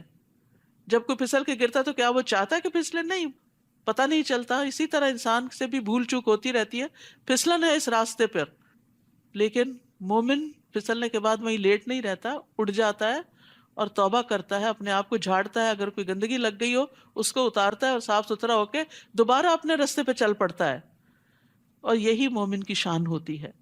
جبکہ شیطانی روش کیا ہے، شیطانی طریقہ کیا ہے؟ غلطی ہو جائے اکڑ جاؤ، تعویلیں دو، دوسرے کو بلیم کرو، جیسے شیطان نے کیا تھا کہ اللہ تعالیٰ کو بلیم کر رہا تھا. تو ہمیں سوچنا چاہیے کہ کسی بھی غلطی پر ہمارا رویہ کیا ہوتا ہے. دوسروں کو بلیم کر کر کے خوش رہتے ہیں اور اپنے آپ کو جسٹیفائی کرتے رہتے ہیں، یا اللہ سے معافی مانگ لیتے ہیں اور بندوں سے بھی سوری کر لیتے ہیں. ہم نے اپنے آپ پر ظلم کیا، اگر تو نے ہمیں معاف نہ کیا اور ہم پر رحم نہ کیا، یعنی معافی بھی چاہیے اور رحم بھی چاہیے، تو ہم بہت نقصان اٹھانے والوں میں سے ہو جائیں گے. فرمایا تم سب یہاں سے نکل جاؤ، تم ایک دوسرے کے دشمن ہو، اب تمہارے لیے زمین میں جائے قرار اور ایک مدت تک سامان زیست ہے. پھر فرمایا اسی زمین میں تم زندگی بسر کرو گے، اسی میں مرو گے، مریخ پہ نہیں جانا، اور اسی سے دوبارہ نکالے جاؤ گے. انسانوں کے لیے رہنے کی جگہ زمین ہی ہے. اے بنی آدم، ہم نے تم پر لباس نازل کیا جو تمہاری شرمگاہوں کو ڈھانپتا ہے اور زینت بھی ہے. لباس کے دو مقاصد بتا دیے گئے، سطر کو بھی ڈھانپتا ہے اور خوبصورتی بھی. اور لباس تو تقوی ہی کا بہتر ہے، وَلِبَاسُ التَّقْوَىٰ، یہ اللہ تعالیٰ کی نشانیوں میں سے ایک نشانی ہے. یعنی لباس اللہ کی نشانیوں میں سے ایک نشانی ہے. شاید لوگ کچھ سبق حاصل کریں. بخاری میں بڑا خوبصورت باب ہے کتاب اللباس، اس کو اگر پڑھا جائے تو پوری ہدایات ملتی ہیں کہ ہمیں کس قسم کا لباس پہننا چاہیے. آپ صلی اللہ علیہ وسلم کو سفید لباس پسند تھا، بہت قیمتی لباس پسند نہیں کرتے تھے. اے بنی آدم، ایسا نہ ہو کہ شیطان تمہیں فتنے میں مبتلا کر دے، جیسے اس نے تمہارے والدین کو جنت سے نکلوا دیا تھا. خبردار کیا جا رہا ہے، وہ جو تمہارے والدین کا دشمن تھا وہ تمہارا بھی دشمن ہے. ان کو نکلوایا تھا کہیں تمہیں بھی جنت سے محروم نہ کرے. اور ان سے ان کے لباس اتروا دیے تھے تاکہ ان کی شرمگاہیں انہیں دکھلا دے. تو دنیا میں شیطان کو انسان پہ قابو پانے کا ایک بہت اچھا طریقہ کیا ہے کہ اس کو ننگا کر دیا جائے، یعنی ریویلنگ ڈریسز. اور اس میں آپ دیکھیے کہ مردوں کے مقابلے میں عورتیں زیادہ ریویلنگ ڈریسز پہنتی ہیں کہ جن سے جسم ننگا ہوتا ہے. بعض اوقات شادی کے موقع پہ ایسے ڈریسز یا تو سلیو لیس یا آرگینزا وغیرہ کے بازو لگا لیتے ہیں جو نہ ہونے کے برابر. اسی طرح بعض اوقات اتنا ٹائٹ لباس کے جس سینے کو ڈھانکنے کا حکم دیا وہی سب سے زیادہ نمایاں ہو رہا ہوتا ہے. اس کو عورت کی آزادی سمجھ دیا گیا. یہ بھی ایک خوش فہمی ہے کہ اپنے جسم کو نمایاں کرنا آزادی کہاں کی. اس کے بعد جس طرح کی مشکلات آتی ہیں وہ انسان کو آزاد تو نہیں رہنے دیتی. جس طرح کی ہراسمنٹ ہوتی ہے اور جس طرح کی پریشانیاں دیکھنی پڑتی ہیں ان کاموں سے، وہ آزادی نہیں ہے. عورت کے لیے عزت کا مقام اس کی قابلیت ہے، اس کا تقوی ہے کہ وہ اپنے اعمال کی بنا پر مقام پیدا کرے، نہ کہ اپنے جسم کو ننگا کر کے دوسروں کی نظر میں جچے اور دوسروں کے لیے ایک زینت کا سامان بن جائے. تو تنگ لباس یا چھوٹا لباس یا باریک لباس پہن کر انسان دراصل دوسروں کے ہاتھ میں ایک پپٹ سا بن جاتا ہے کہ جیسے وہ چاہتے ہیں ہم ویسے ایکٹ کر رہے ہیں، اس طرح بن رہے ہیں. پپٹ کیا ہوتی؟ کہ آپ جس طرح اس کو چلاتے ہیں ویسے وہ چلتی ہے. تو اگر ہم لوگوں کے چلانے پہ چل رہے ہیں، جیسا وہ لباس پسند کرتے ہیں ہم وہ پہن رہے ہیں، تو پھر ہماری اپنی سوچ سمجھ کہاں ہے اور اللہ کا حکم کہاں ہے؟ تو یاد رکھیے عورت کے لیے خاص طور پر ایک بہت بڑی آزمائش ہے، اور یہ اس کے جنت میں جانے کے راستے میں رکاوٹ بھی ہے، کیونکہ نبی صلی اللہ علیہ وسلم نے فرمایا جہنمیوں کی 2 قسمیں میں نے ابھی تک نہیں دیکھی، یعنی آپ صلی اللہ علیہ وسلم کے زمانے میں یہ لوگ نہیں تھے. ایک وہ جن کے پاس بیل کے دموں جیسے کوڑے ہوں گے جن سے وہ لوگوں کو ماریں گے، یعنی ظالم حکمران.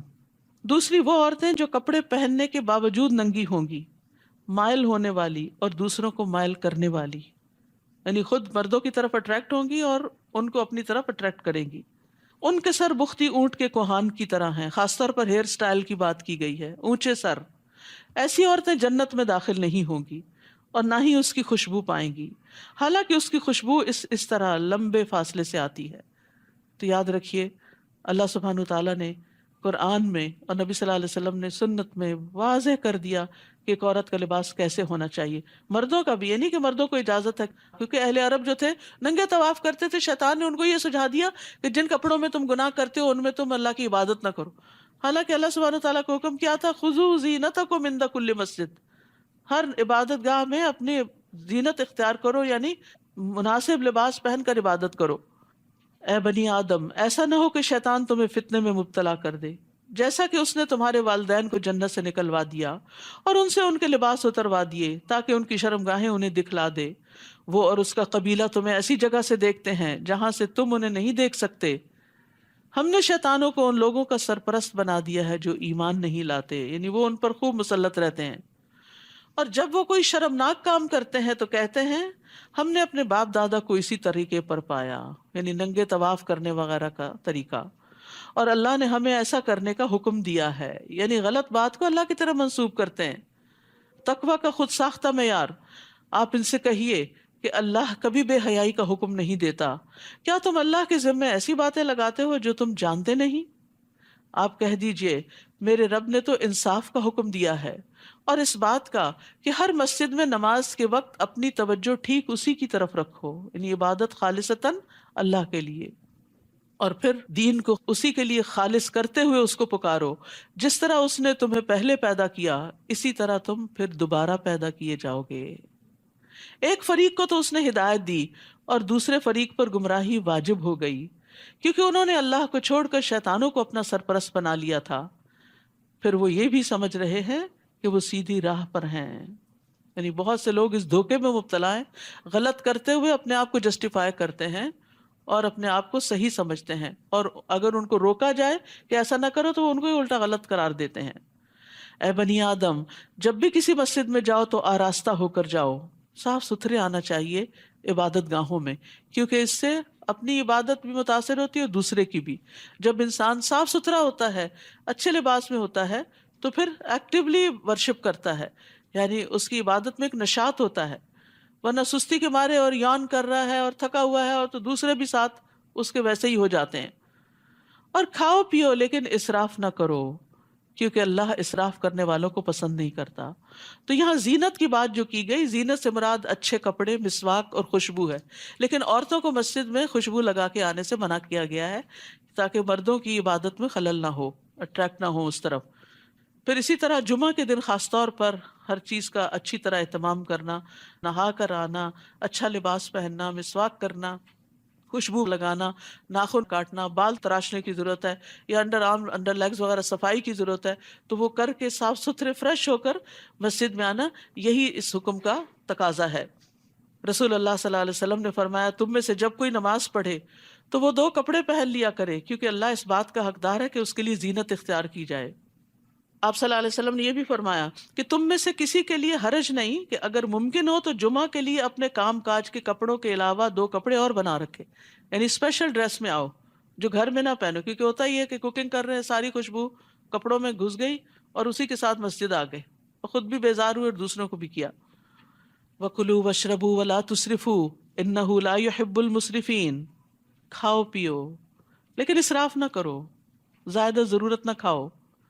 ڈاکٹرز کہتے ہیں کہ ساری طب اس آیت میں ہے، یعنی انسان اگر اعتدال سے کھاتا تو بیمار نہیں پڑتا، بیماری ہوتی ہی بے اعتدالی کی وجہ سے، کبھی میٹھا زیادہ کھا لیا اور کبھی نمکین چیزیں زیادہ کھا لی، کبھی صرف ایک ہی طرح کی فوڈ کھا لی کہ وہ پسند ہے. جیسے بچے کرتے ہیں نا کہ اگر کھانے کے وقت ان کو آئس کریم کا بول دے دو تو کہیں گے ہمارا پیٹ بھر گیا، لیکن یہی اسراف ہے. یعنی ایک بیلنس ڈائٹ ہونی چاہیے. پھر طیب کھانا ہونا چاہیے، یعنی صاف ستھرا.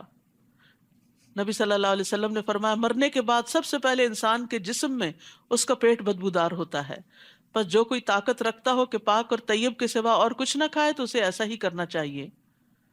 پھر یہ کہ بہت پیٹ بھر کے نہیں کھانا چاہیے، سادہ غذا کھانی چاہیے.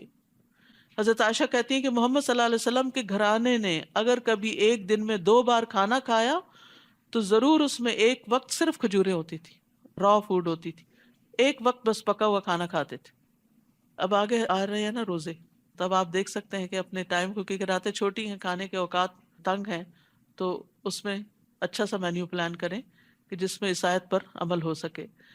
کہہ دیجئے اللہ نے اپنے بندوں کے لیے جو زینت اور کھانے کی پاکیزہ چیزیں پیدا کی انہیں حرام کس نے کیا؟ یعنی اللہ نے حرام نہیں کیا لیکن اعتدال کا حکم ضرور دیا ہے. آپ کہیے کہ یہ چیزیں دنیا کی زندگی میں ان لوگوں کے لیے ہیں جو ایمان لائے، یعنی ایمان والوں کے لیے اچھی چیز کھانا یا پہننا حرام نہیں ہے، اور قیامت کے دن تو خالصتاً انہی کے لیے ہوں گی. ہم اسی طرح اپنی آیات کو صاف صاف بیان کرتے ہیں ان لوگوں کے لیے جو علم رکھتے ہیں. قل انما حرم ربی الفواحش ما ظہر منها وما بطن والاثم والبغی بغیر الحق وان تشرکوا باللہ ما لم ينزل به سلطانا وان تقولوا علی اللہ ما لا تعلمون. آپ ان سے کہیے میرے رب نے جو چیزیں حرام کی ہیں وہ یہ ہیں: بے حیائی کے کام، خواہ ظاہر ہوں یا پوشیدہ، سامنے ہوں یا چھپ کے، چاہے زنا ہو، چوری ہو، ڈاکہ ہو، کچھ بھی، اور گناہ کے کام. سارے گناہ کے کام منع ہیں اور ان کے بارے میں جاننا چاہیے کہ گناہ کس کو کہتے ہیں. اور ناحق زیادتی، یعنی کسی کو گالی دینا، کسی کا مال ہتھیا لینا، کسی کے ساتھ سرکشی کا رویہ اختیار کرنا، چھوٹی سی بات پہ بھڑک اٹھنا اور اتنا غصہ دوسرے پہ کرنا کہ اس کے ساتھ زیادتی ہو جائے. یعنی کسی کی بات کے جواب میں اگر کوئی چھوٹی سی بات کہہ دی تو بات برابر کی ہو گئی، لیکن اگر زیادہ کی تو وہ ظلم ہوگا، ناحق زیادتی ہوگی اور اس پر پوچھ ہوگی. اور یہ کہ تم اللہ کے شریک بناؤ جس کے لیے اس نے کوئی سند نہیں اتاری، اور یہ کہ تم اللہ کے ذمے ایسی باتیں لگا دو جن کا تمہیں علم نہیں. اسے سب سے بڑا جرم قرار دیا گیا. شرک کے بھی آگے اس کو رکھا گیا کہ اللہ کے ذمے ناحق باتیں لگانا کہ جو اللہ تعالیٰ کا حکم نہیں ہے، یہ کہنا کہ یہ اللہ نے فرمایا ہے. تو فواحش کی کئی قسمیں ہیں. کچھ کا تعلق ذہن سے ہے، سوچیں، فحش سوچیں. کچھ کا جسم کی حرکتوں سے ہے، جیسے زنا وغیرہ. کچھ فحش جو ہے وہ ایکشنز میں ہوتا ہے. آنکھ کا زنا دیکھنا ہے، یعنی گندی چیزیں، چاہے اسکرین پر ہو چاہے نیکڈ آئیز سے سامنے ہو. زبان کا زنا بولنا ہے، فحش گفتگو، گالی گلوچ وغیرہ. دل کا زنا یہ کہ وہ خواہش اور آرزو کرتا ہے، یعنی برے کام کی، برے فعل کی، زنا وغیرہ کی. پھر شرمگاہ اس سب کو سچا کرتی ہے یا اس کو جھٹلا دیتی ہے.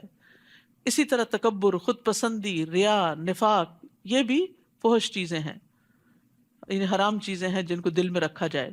پھر اسی طرح باتوں میں بےہودہ گوئی، فضول باتیں کرنا. مومن فحش گو نہیں ہوتا، تانے دینے والا نہیں ہوتا، لعنتیں کرنے والا نہیں ہوتا، گالی گلوچ کرنے والا نہیں ہوتا. عبداللہ بن مسعود کہتے ہیں کہ مومن کے اخلاق میں سے سب سے زیادہ قابل مذمت، قابل ملامت بےہودہ گوئی ہے، فحش گفتگو. تو ایسی گفتگو سے بھی توبہ کرنی چاہیے. ہر گروہ کے لیے ایک مدت مقرر ہے، پھر جب وہ مدت پوری ہو جاتی ہے تو پھر اس گروہ کی گرفت کے لیے ایک گھڑی بھر کی بھی تقدیم و تاخیر نہیں ہو سکتی. اے بنی آدم، اگر تمہارے پاس تمہیں میں سے رسول آئیں جو تمہارے سامنے میری آیات بیان کریں، تو جو شخص نافرمانی سے بچا رہا اور اپنی اصلاح کر لی تو ایسے لوگوں کے لیے نہ کوئی خوف ہوگا نہ وہ غمگین ہوں گے. اور جن لوگوں نے ہماری آیات کو جھٹلا دیا اور ان سے اکڑ بیٹھے تو ایسے ہی لوگ دوزخ والے ہیں، وہ اس میں ہمیشہ رہیں گے. بھلا اس شخص سے بڑھ کر اور کون ظالم ہو سکتا ہے جو اللہ کے ذمے جھوٹ لگا دے، یعنی جو اللہ نے نہیں فرمایا وہ اللہ کی طرف سے پیش کرے، یا اس کی آیتوں کو جھٹلا دے، یعنی جو پیش کیا اس کو نہ مانے، جو نہیں پیش کیا اسے اللہ کا حکم بتائے. ایسے لوگوں کو ان کا وہ حصہ تو دنیا میں ملے گا ہی جو ان کے مقدر میں ہے، یہاں تک کہ جب ان کی روحیں قبض کرنے کے لیے ہمارے فرشتے ان کے پاس آئیں گے تو ان سے پوچھیں گے وہ تمہارے الہ کہاں ہیں جنہیں تم اللہ کے سوا پکارا کرتے تھے؟ وہ جواب دیں گے ہمیں کچھ یاد نہیں پڑتا، اپنے کیے کو بھول جائیں گے. اس طرح وہ خود اپنے ہی خلاف گواہی دے دیں گے کہ وہ کافر تھے. اللہ تعالیٰ فرمائے گا اچھا تو تم بھی انہی جماعتوں میں شامل ہو جاؤ جو تم سے پہلے جنوں اور انسانوں کی جماعتیں دوزخ میں داخل ہو چکی. جب بھی کوئی جماعت دوزخ میں داخل ہوگی تو اپنی پیشرو جماعت پر لعنت کرے گی، یہاں تک کہ جب سب کی سب جماعتیں دوزخ میں جمع ہو جائیں گی تو ہر پچھلی جماعت اپنے سے پہلے والی جماعت کے متعلق کہے گی ہمارے رب یہ وہ لوگ ہیں جنہوں نے ہمیں گمراہ کیا تھا، لہٰذا ان کو آگ کا دگنا عذاب دے. اللہ تعالیٰ فرمائے گا تم سبھی کے لیے دگنا ہے، لیکن یہ بات تمہاری سمجھ میں نہیں آ رہی کیونکہ وہ تمہیں بھٹکانے کا سبب بنے اور تم دوسروں کو بھٹکانے کا. اور پہلی جماعت پچھلی کے متعلق کہے گی آخر تمہیں ہم پر کون سی برتری حاصل ہے کہ تمہیں اکہرا عذاب ہو اور ہمیں دوہرا، لہٰذا تم بھی جو کچھ کرتے رہے ہو اس کے عذاب کا مزہ چکھو. بے شک وہ لوگ جنہوں نے ہماری آیات کو جھٹلایا اور ان سے اکڑ بیٹھے ان کے لیے نہ تو آسمان کے دروازے کھولے جائیں گے، یعنی ان کی روحیں اوپر نہیں جا سکتی، واپس پٹخائی جاتی ہیں اسفل سافلین میں، اور نہ وہ جنت میں داخل ہو سکیں گے حتیٰ کہ اونٹ سوئی کے ناکے میں داخل ہو جائے، اور یہ تو پاسبل ہی نہیں. اور ہم مجرموں کو ایسی ہی سزا دیا کرتے ہیں، ان کے لیے بچھونا بھی جہنم کا ہوگا اور اوپر سے اوڑھنا بھی جہنم کا، اور ہم ظالموں کو ایسی ہی سزا دیا کرتے ہیں. البتہ وہ لوگ جو ایمان لائے اور نیک اعمال کیے اور ہم ہر شخص کو اس کی طاقت کے مطابق ہی مکلف بناتے ہیں تو یہی لوگ اہل جنت ہیں جس میں وہ ہمیشہ رہا کریں گے. ان اہل جنت کے دلوں میں اگر ایک دوسرے کے خلاف کچھ کدورت ہوگی تو ہم اسے نکال دیں گے. یہ ہے جنت کی اصل خوبصورتی، دل صاف ہوں گے، دلوں میں ایک دوسرے کے لیے محبت ہوگی. یاد رکھیے جس گھرانے میں ایک دوسرے کے لیے محبت ہوتی ہے وہ کٹیا بھی ہو، وہ جھونپڑی بھی ہو، وہ بڑی وسیع ہوتی ہے، اس میں بڑی خیر ہوتی ہے، اس میں بڑا لطف ہوتا ہے. اور بڑے بڑے مینشنز میں اگر لوگ اپنے اپنے کمروں میں ہی بند ہو کر رہیں اور کوئی کسی سے بات نہ کرے، کوئی کسی کو دیکھ کے مسکرائے نہیں، سلام نہیں کرے، تو وہ گھر تنگ ہوتے ہیں. تو جنت کی خاص خوبی یہاں بتائی گئی. اگر ایک دوسرے کے خلاف کچھ کدورت ہو گئی تو ہم اسے نکال دیں گے. دنیا میں رہتے ہوئے کوئی نہ کوئی مس انڈرسٹینڈنگ ہو ہی جاتی ہے، کوئی غلط فہمی ہو جاتی ہے کہ انسان اچھے بھلے انسان کے بارے میں کوئی بری رائے رکھتا ہے، تو وہ بھی نکال دی جائے گی. جب پل صراط پار کر لیں گے تو جنت میں جانے سے پہلے ایک اور پل آئے گا، قنطرہ جس کو کہتے ہیں، اس پر لوگوں کو مہذب کیا جائے، حذبوا ونقوا، صاف ستھرا کیا جائے گا اندر سے باہر سے، کیونکہ میدان حشر کی طویل قیام اور تھکاوٹ اور وہ ساری چیزیں ختم کر کے پھر وہ جنت میں داخل کیے جائیں گے، اندر سے بھی صاف باہر سے بھی صاف. اور یہیں پر آراف ہے جس کا آگے ذکر آ رہا ہے. اور وہ کہیں گے تعریف تو اللہ ہی کے لیے ہے جس نے ہمیں یہ جنت کی راہ دکھائی. اللہ اگر ہمیں یہ راہ نہ دکھاتا تو ہم کبھی یہ راہ نہ پا سکتے تھے. اور یہ قرآن یہی جنت کی راہ دکھاتا ہے. ہمارے رب کے رسول واقعی حق لے کر آئے، اس وقت انہیں آواز آئے گی، ندا آئے گی، ان تلکم الجنت اورثتموها بما کنتم تعملون، تم اس جنت کے وارث بنائے گئے ہو اور یہ ان نیک اعمال کا بدلہ ہے جو تم دنیا میں کرتے تھے. جنت کے لیے نیک عمل چاہیے، جنت میں جانے کے لیے یہی کرنسی اور یہی ٹکٹ کام آئے گا. اور نیک اعمال اللہ کی توفیق سے ملتے ہیں، اور یہ اللہ کا احسان ہوتا ہے کہ کسی کو ہدایت اور ایمان نصیب کرے، اسی لیے جنت والے اللہ کی طرف اس کو منسوب کریں گے. اور اہل جنت دوزخیوں کو پکار کر پوچھیں گے ہم نے تو ان وعدوں کو سچا پا لیا جو ہم سے ہمارے رب نے کیے تھے، کیا تم سے تمہارے رب نے جو وعدے کیے تھے تم نے بھی انہیں سچا پایا؟ وہ جواب دیں گے ہاں ہم نے بھی سچا پایا.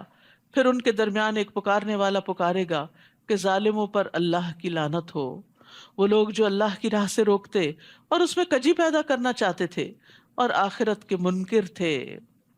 اہل جنت اور اہل دوزخ کے درمیان ایک اوٹ حائل ہوگی، اور آراف پر کچھ آدمی ہوں گے، یعنی کچھ تو جنت میں چلے جائیں گے، کچھ جہنم میں گر جائیں گے، اور کچھ بیچ میں سٹک ہو جائیں گے. آراف والے جو ہر ایک کو اس کی پیشانی کے نشانات سے پہچانتے ہوں گے، وہ اہل جنت کو آواز دیں گے تم پر سلامتی ہو. یہ آراف والے ابھی جنت میں داخل تو نہ ہوئے ہوں گے، البتہ اس کی امید ضرور رکھتے ہوں گے. یہ بھی انتظار کے مرحلے، انتظار کی گھڑیاں کتنی تکلیف دہ ہوتی. کبھی آپ کو ایکسپیرینس ہوا ہوگا کہ لوگ جیسے سفر کر رہے ہوتے ہیں تو کچھ لوگوں کا چیک ان فوراً ہو جاتا ہے، کچھ لوگوں کو روک لیا جاتا ہے، کچھ کو امیگریشن پہ بلا لیا جاتا ہے، تو جو لوگ سیدھے سیدھے نکل رہے ہوتے ہیں آپ ان کو دیکھ کے کتنا رش کرتے ہیں، اور جو روک لیے جائے وہ ڈرے ہوئے ہوتے ہیں کہ پتہ نہیں ہمارے ساتھ کیا معاملہ کیا جائے گا. تو وہاں بھی آراف والے ڈرے ہوئے ہوں گے.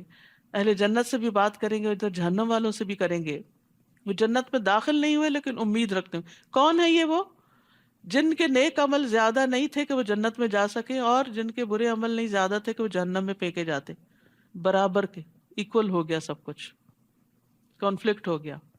حدیث میں آتا ہے کہ اگر کسی کا صحابہ جوں کے انڈے برابر بھی نیک عمل زیادہ ہوگا جنت میں چلا جائے گا. وہاں چھوٹی چھوٹی نیکیوں کی بھی بڑی قدر آئے گی جن کو ہم ایسے ہی گنوا دیتے. چھوٹی سی نیکی ہم کہتے ہیں تو چھوٹی ہے، کوئی بڑی کر لیں گے. نہیں، چھوٹے چھوٹے کام بھی کرتے چلے جائیں. خالی وقت نہ گزارا کریں. سبحان اللہ، الحمدللہ، اللہ اکبر، اللہ کی بڑائی بیان کی، ذکر کیا. اب سفر کر رہے ہیں، راستے میں ہیں، کام کر رہے ہیں، ذکر میں کیا مشکل ہے؟ کچھ مشکل نہیں. ہو سکتا ہے ایک دفعہ کا سبحان اللہ کہنا آپ کو جنت میں لے جانے کا باعث بن جائے. کسی کو کھجور کا آدھا ٹکڑا دینا جہنم سے بچا لے. تو چھوٹی نیکی چھوٹی برائی دونوں ہی کاؤنٹ ہوں گی. اور جب ان کی نگاہیں اہل دوزخ کی طرف پھیری جائیں گی تو کہیں گے اے رب ہمیں ظالم لوگوں میں شامل نہ کرنا.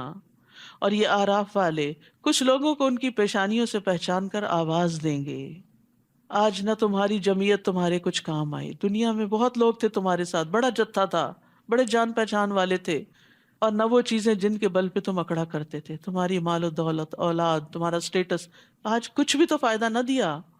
کیا یہ اہل جنت وہی لوگ نہیں جن کے متعلق تم قسم کھا کے کہا کرتے تھے اللہ انہیں اپنی رحمت میں سے کچھ بھی نہ دے گا؟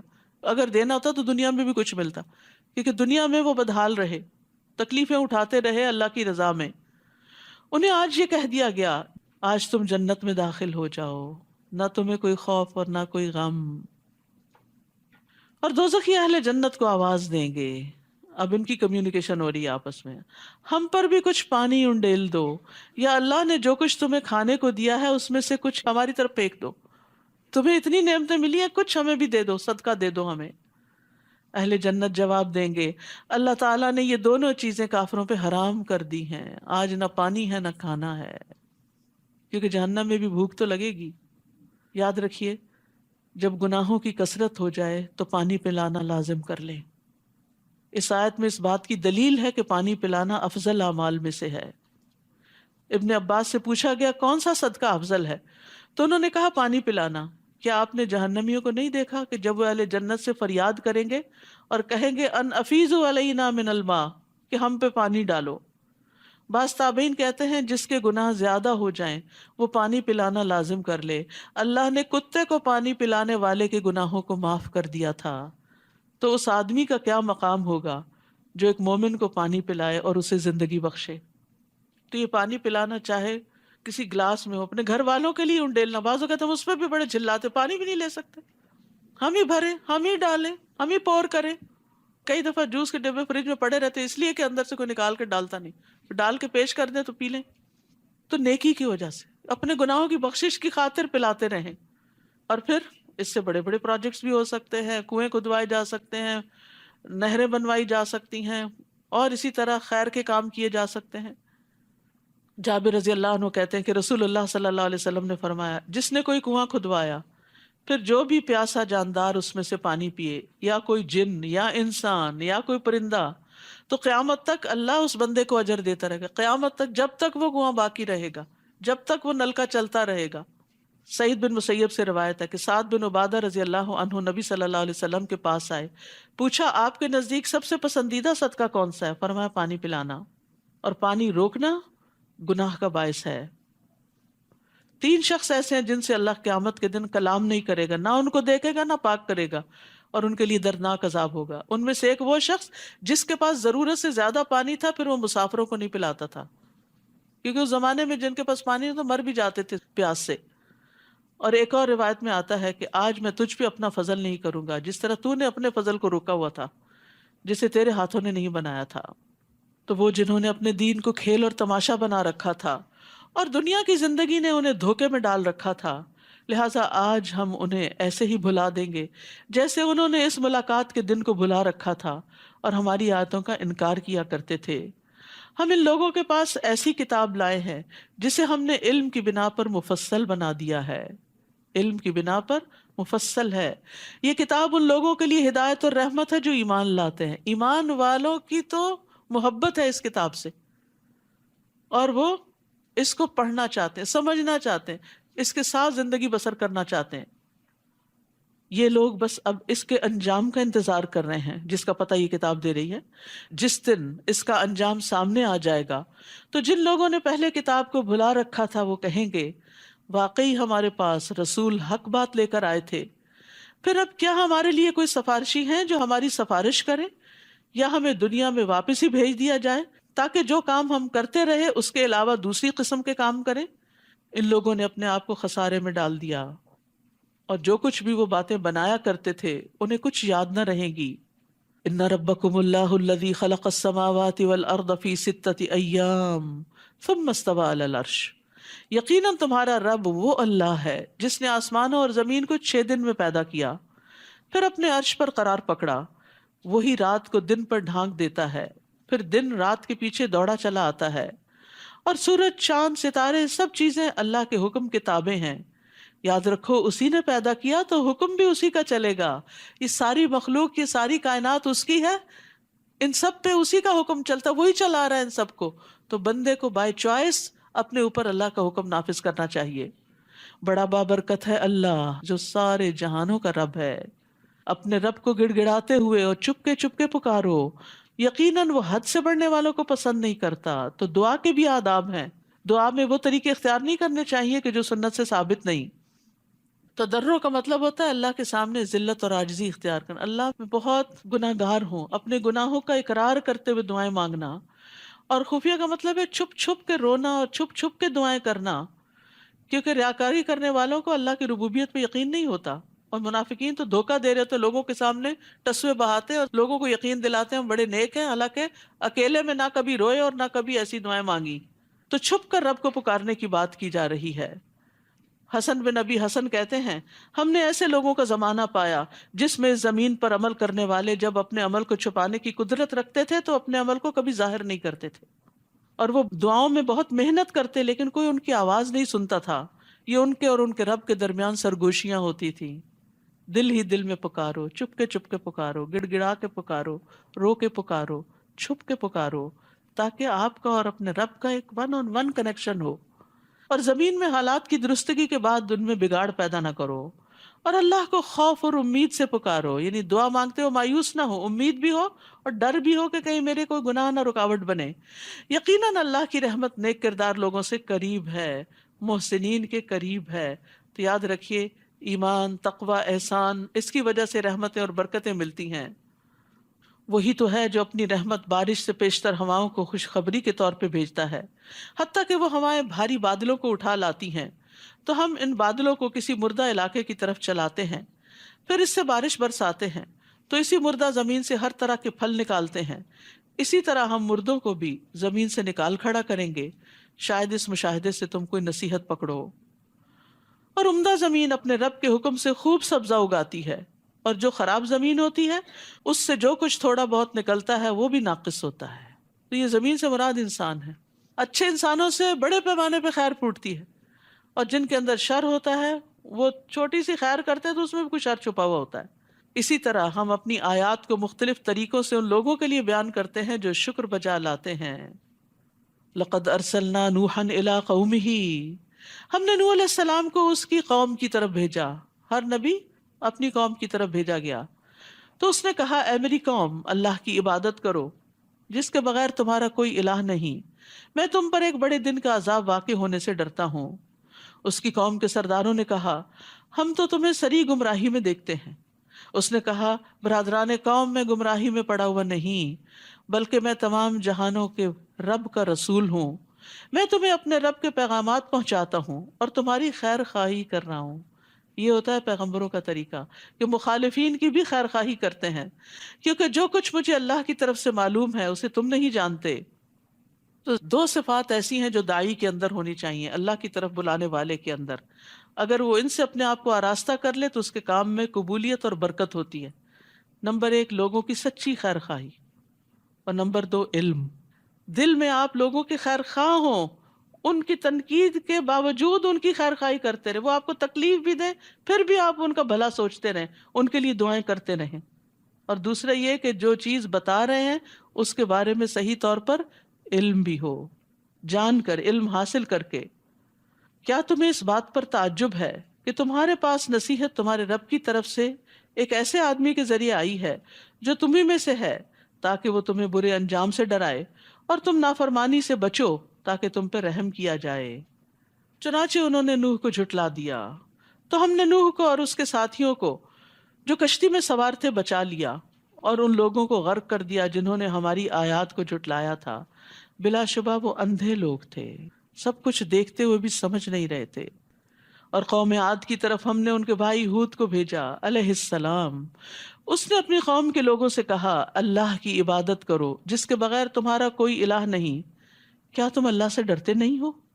یعنی اس کو چھوڑ کے کسی اور کی طرف متوجہ ہوگے تو کل اس کے سامنے جا کر کیا جواب دو گے؟ اس کی قوم کے کافر سرداروں نے کہا، ہم تو تجھے کم عقل آدمی دیکھتے ہیں اور ہمارا خیال ہے کہ تم جھوٹے ہو۔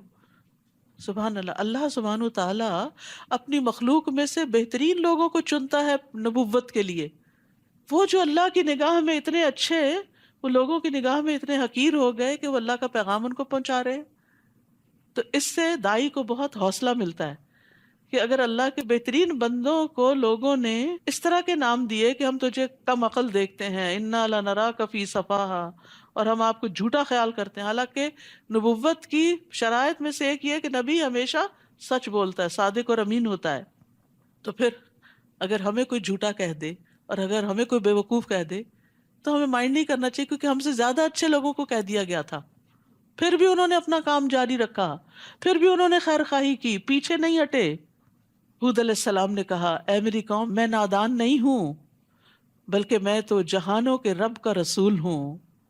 یہ ہے انبیاء کے اخلاق۔ قوم نے کہا، ہم تجھے بے وقوف سمجھتے ہیں۔ انہوں نے کہا، میں بے وقوف نہیں ہوں، بس سٹاپ، فل سٹاپ۔ یہ نہیں کہا بلکہ تم بے وقوف، یہ نہیں کہا۔ ابلغکم رسالات ربی وانا لکم ناصح امین، میں تمہیں اپنے رب کے پیغامات پہنچاتا ہوں اور تمہارا امین اور خیر خواہ ہوں۔ کیا تم اس بات پر تعجب کرتے ہو کہ تمہارے رب کی طرف سے تمہارے پاس نصیحت ایک ایسے آدمی کے ذریعے آئی ہے جو تمہیں میں سے ہے، تاکہ وہ تمہیں برے انجام سے ڈرائے؟ اور اللہ کا یہ احسان یاد کرو جب اس نے تمہیں قوم نوح کے بعد زمین کا جانشین بنایا اور تمہیں خوب تنومند یعنی طاقتور بنایا۔ بس اللہ کی نعمتوں کو یاد کرو تاکہ تم فلاح پاؤ۔ وہ کہنے لگے، کیا تو ہمارے پاس اس لیے آیا ہے کہ ہم ایک اللہ ہی کی عبادت کریں اور جنہیں ہمارے آباء و اجداد پوچھتے رہے انہیں چھوڑ دیں؟ یہ تھا ان کی گمراہی کا سبب۔ کوئی دلیل نہیں سوائے اس کے کہ باپ دادا کے پیچھے چلیں گے۔ یاد ہے، دنیا کے معاملات میں ہم باپ دادا کے پیچھے کوئی نہیں چلتے۔ ہم میں سے کون ہے جو دادی والے کپڑے پہنتا ہے آج، یا نانی والے کھانے پکاتا ہے؟ ہاں؟ دنیا کے معاملات میں ہم ایڈوانس ہو گئے، نئی نئی چیزیں سیکھی، نئے نئے تجربے کیے، نئے نئے کام کیے، اور دین کے معاملے میں فرسودہ رسمیں، پرانے طریقے، باپ دادا کے طریقے۔ عجب منطق ہے۔ اور جنہیں ہمارے آباء و اجداد پوچھتے رہے انہیں چھوڑ دیں؟ اگر تو سچا ہے تو جس عذاب کی تو دھمکی ہمیں دیتا ہے وہ لے آ۔ ہود نے کہا علیہ السلام، تمہارے رب کی طرف سے تم پر عذاب اور اس کا غضب ثابت ہو چکا ہے۔ کیا تم مجھ سے ایسے ناموں کے بارے میں جھگڑا کرتے ہو جو تم نے اور تمہارے آباء و اجداد نے رکھ لیے ہیں؟ یعنی خود بخود تم نے ان سے کچھ خوبیاں منسلک کر دی، بتوں کو اپنا حاجت روا سمجھ لیا، جیسے آج مسلمانوں نے اللہ کے نیک بندوں کو اپنا حاجت روا بنا رکھا ہے کہ وہ مشکل کشا ہے، وہ گنج بخش ہے اور وہ فلاں ہے۔ تو یہ تو خود بخود تم نے نام دے دیے جن کے لیے اللہ نے کوئی سند نہیں اتاری۔ سو اب تم بھی انتظار کرو اور میں بھی تمہارے ساتھ انتظار کرتا ہوں۔ پھر ہم نے اسے اور اس کے ساتھیوں کو اپنی مہربانی سے بچا لیا اور ان لوگوں کی جڑ کاٹ دی جنہوں نے ہماری آیات کو جھٹلایا تھا اور ایمان لانے والے نہیں تھے۔ اور سمود کی طرف ان کے بھائی صالح کو بھیجا علیہ السلام۔ اس نے اپنی قوم کے لوگوں سے کہا، اللہ کی عبادت کرو جس کے بغیر تمہارا کوئی الہ نہیں۔ تمہارے پاس تمہارے رب کی طرف سے واضح معجزہ آ چکا ہے۔ یہ اللہ کی اونٹنی تمہارے لیے معجزہ ہے۔ وہ اونٹنی ایک چٹان سے نکلی تھی، انہوں نے معجزہ مانگا تھا، اللہ نے بھیج دیا۔ اللہ کی زمین پر اسے چرنے دو اور اسے برے ارادے سے ہاتھ نہ لگاؤ، ورنہ ایک دردناک عذاب تمہیں آ لے گا، کیونکہ وہ ان کا سارا پانی پی جاتی تھی، معجزہ مانگ کے پھنس گئے۔ اور وہ وقت یاد کرو جب قوم عاد کے بعد اللہ نے تمہیں جانشین بنایا، یعنی زمین میں تمہیں اٹھایا، تمہیں بسایا، تمہیں ترقی دی، تمہیں اس علاقے میں آباد کیا۔ تم زمین کے ہموار میدانوں میں محلات بناتے ہو اور پہاڑوں کو تراش تراش کر گھر بنا لیتے ہو۔ اتنا زبردست آرکیٹیکچر اور کنسٹرکشن کا طریقہ تھا ان کا۔ لہٰذا اللہ کے احسانات کو یاد کرو، یعنی جس نے تمہیں عقل، سمجھ اور یہ وسائل، ریسورسز اور ان کو استعمال کرنے کے طریقے سکھائے، اور زمین میں فساد نہ مچاتے پھرو۔ ہود علیہ السلام کی قوم کے متکبر سرداروں نے ان کمزور لوگوں کو جو ان میں سے ایمان لا چکے تھے کہا، کیا تم جانتے ہو کہ صالح اپنے رب کا رسول ہے؟ یعنی تم کیوں مان گئے ہو؟ تم کیوں صالح کے پیچھے جا رہے ہو؟ تمہارے پاس کیا دلیل ہے؟ یعنی ان سے جھگڑنے لگے۔ وہ کہنے لگے جو کچھ اسے دے کر بھیجا گیا ہم تو اس پر ایمان رکھتے ہیں۔ متکبر کہنے لگے جس بات پر تم ایمان لانے والے ہو ہم اسے ماننے والے نہیں۔ سمجھنے کی، جاننے کی کوشش ہی نہیں کی تو ایمان کہاں سے آتا؟ چنانچہ انہوں نے اونٹنی کی کونچیں کاٹ ڈالی اور اپنے رب کے حکم سے سرتابی کی اور کہنے لگے صالح اگر تو رسول ہے تو جس عذاب کی تو ہمیں دھمکی دیتا ہے وہ لے آ۔ کیا حوصلہ تھا ان لوگوں کا، کیا اکڑ تھی، کیا تکبر تھا کہ اپنے لیے عذاب مانگا۔ آخر انہیں زلزلے نے آ لیا اور وہ اپنے گھروں میں اوندھے پڑے کے پڑے رہ گئے، بڑی بڑی عمارتیں انہی کے اوپر گر پڑیں۔ پھر صالح یہ کہتے ان کے ہاں سے چلے گئے، اے قوم میں نے تمہیں اپنے رب کا پیغام پہنچا دیا تھا اور تمہاری خیر خواہی بھی کی، لیکن تم تو خیر خواہی کرنے والوں کو پسند ہی نہیں کرتے۔ اور لوط نے جب اپنی قوم سے کہا علیہ السلام، تم بے حیائی کا وہ کام کرتے ہو جو تم سے پہلے اہل دنیا میں سے کسی نے بھی نہیں کیا۔ تم شہوت رانی کے لیے عورتوں کو چھوڑ کر مردوں کے پاس آتے ہو، تم تو حد سے بڑے ہوئے لوگ ہو۔ یعنی عجیب و غریب خواہشات تھیں ان کی۔ اور اس کی قوم کو اس کے سوا کوئی جواب بن نہ پایا کہ انہوں نے یہ کہہ دیا اپنی بستی سے انہیں نکال دو، یہ لوگ بڑے پاک باز بنتے ہیں۔ یعنی نصیحت کرنے والوں کو ہی ختم کر دو تاکہ کوئی برا بھلا کہے ہی نہ، کیونکہ وہ اپنے برے اعمال پہ فخر کرتے تھے اور نیک لوگوں کا مذاق اڑاتے۔ یہ بری قوموں کا یہی حال ہوتا ہے کہ وہ نیکی کرنے والوں کو بے وقوف سمجھتے ہیں اور جن گناہوں کی گندگی میں وہ گرفتار ہوتے ہیں اس پہ فخر کرتے ہیں۔ چنانچہ ہم نے لوط اور اس کے اہل خانہ کو بچا لیا بجز اس کی بیوی کے کہ وہ باقی ماندہ ہلاک ہونے والوں میں سے تھی، کیونکہ اس کی ہمدردیاں اس بری قوم کے ساتھ تھی، تو جو جس کے ساتھ محبت کرتا ہے اسی کے ساتھ اٹھتا ہے۔ اور اس قوم پر پتھروں کی بارش برسائی، بس دیکھ لیجئے کہ مجرموں کا انجام کیسا ہوا۔ اور اہل مدین کی طرف ہم نے ان کے بھائی شعیب کو بھیجا علیہ السلام۔ اس نے کہا اے میری قوم اللہ کی عبادت کرو، تمہارے لیے اس کے سوا کوئی الہ نہیں، تمہارے پاس تمہارے رب کی طرف سے ایک واضح دلیل آ چکی ہے، لہٰذا ناپ اور تول پورا رکھا کرو اور لوگوں کو ان کی چیزیں کم نہ دیا کرو۔ لین دین میں ڈنڈی مارتے تھے۔ اور زمین میں اصلاح ہو جانے کے بعد اس میں بگاڑ پیدا نہ کرو، یہی بات تمہارے لیے بہتر ہے اگر تم واقعی مومن ہو۔ اور زندگی کی ہر راہ پر رہزن بن کر نہ بیٹھ جاؤ کہ لوگوں کو دھمکاتے پھرو، اور جو شخص اللہ پر ایمان لائے اسے اس کی راہ سے روکنے لگو۔ یعنی راستوں پر اس لیے نہ کھڑے ہو جاؤ کہ اللہ کے راستے سے لوگوں کو روکو، اور جو دین کی طرف آئے انہیں اس سے منع کرو، اور اس سیدھی راہ میں کجی کے درپے ہو جاؤ۔ اور وہ وقت یاد کرو جب تم تھوڑے تھے تو اللہ نے تمہیں زیادہ کر دیا، اور دیکھو کہ فساد کرنے والوں کا انجام کیا ہوتا ہے۔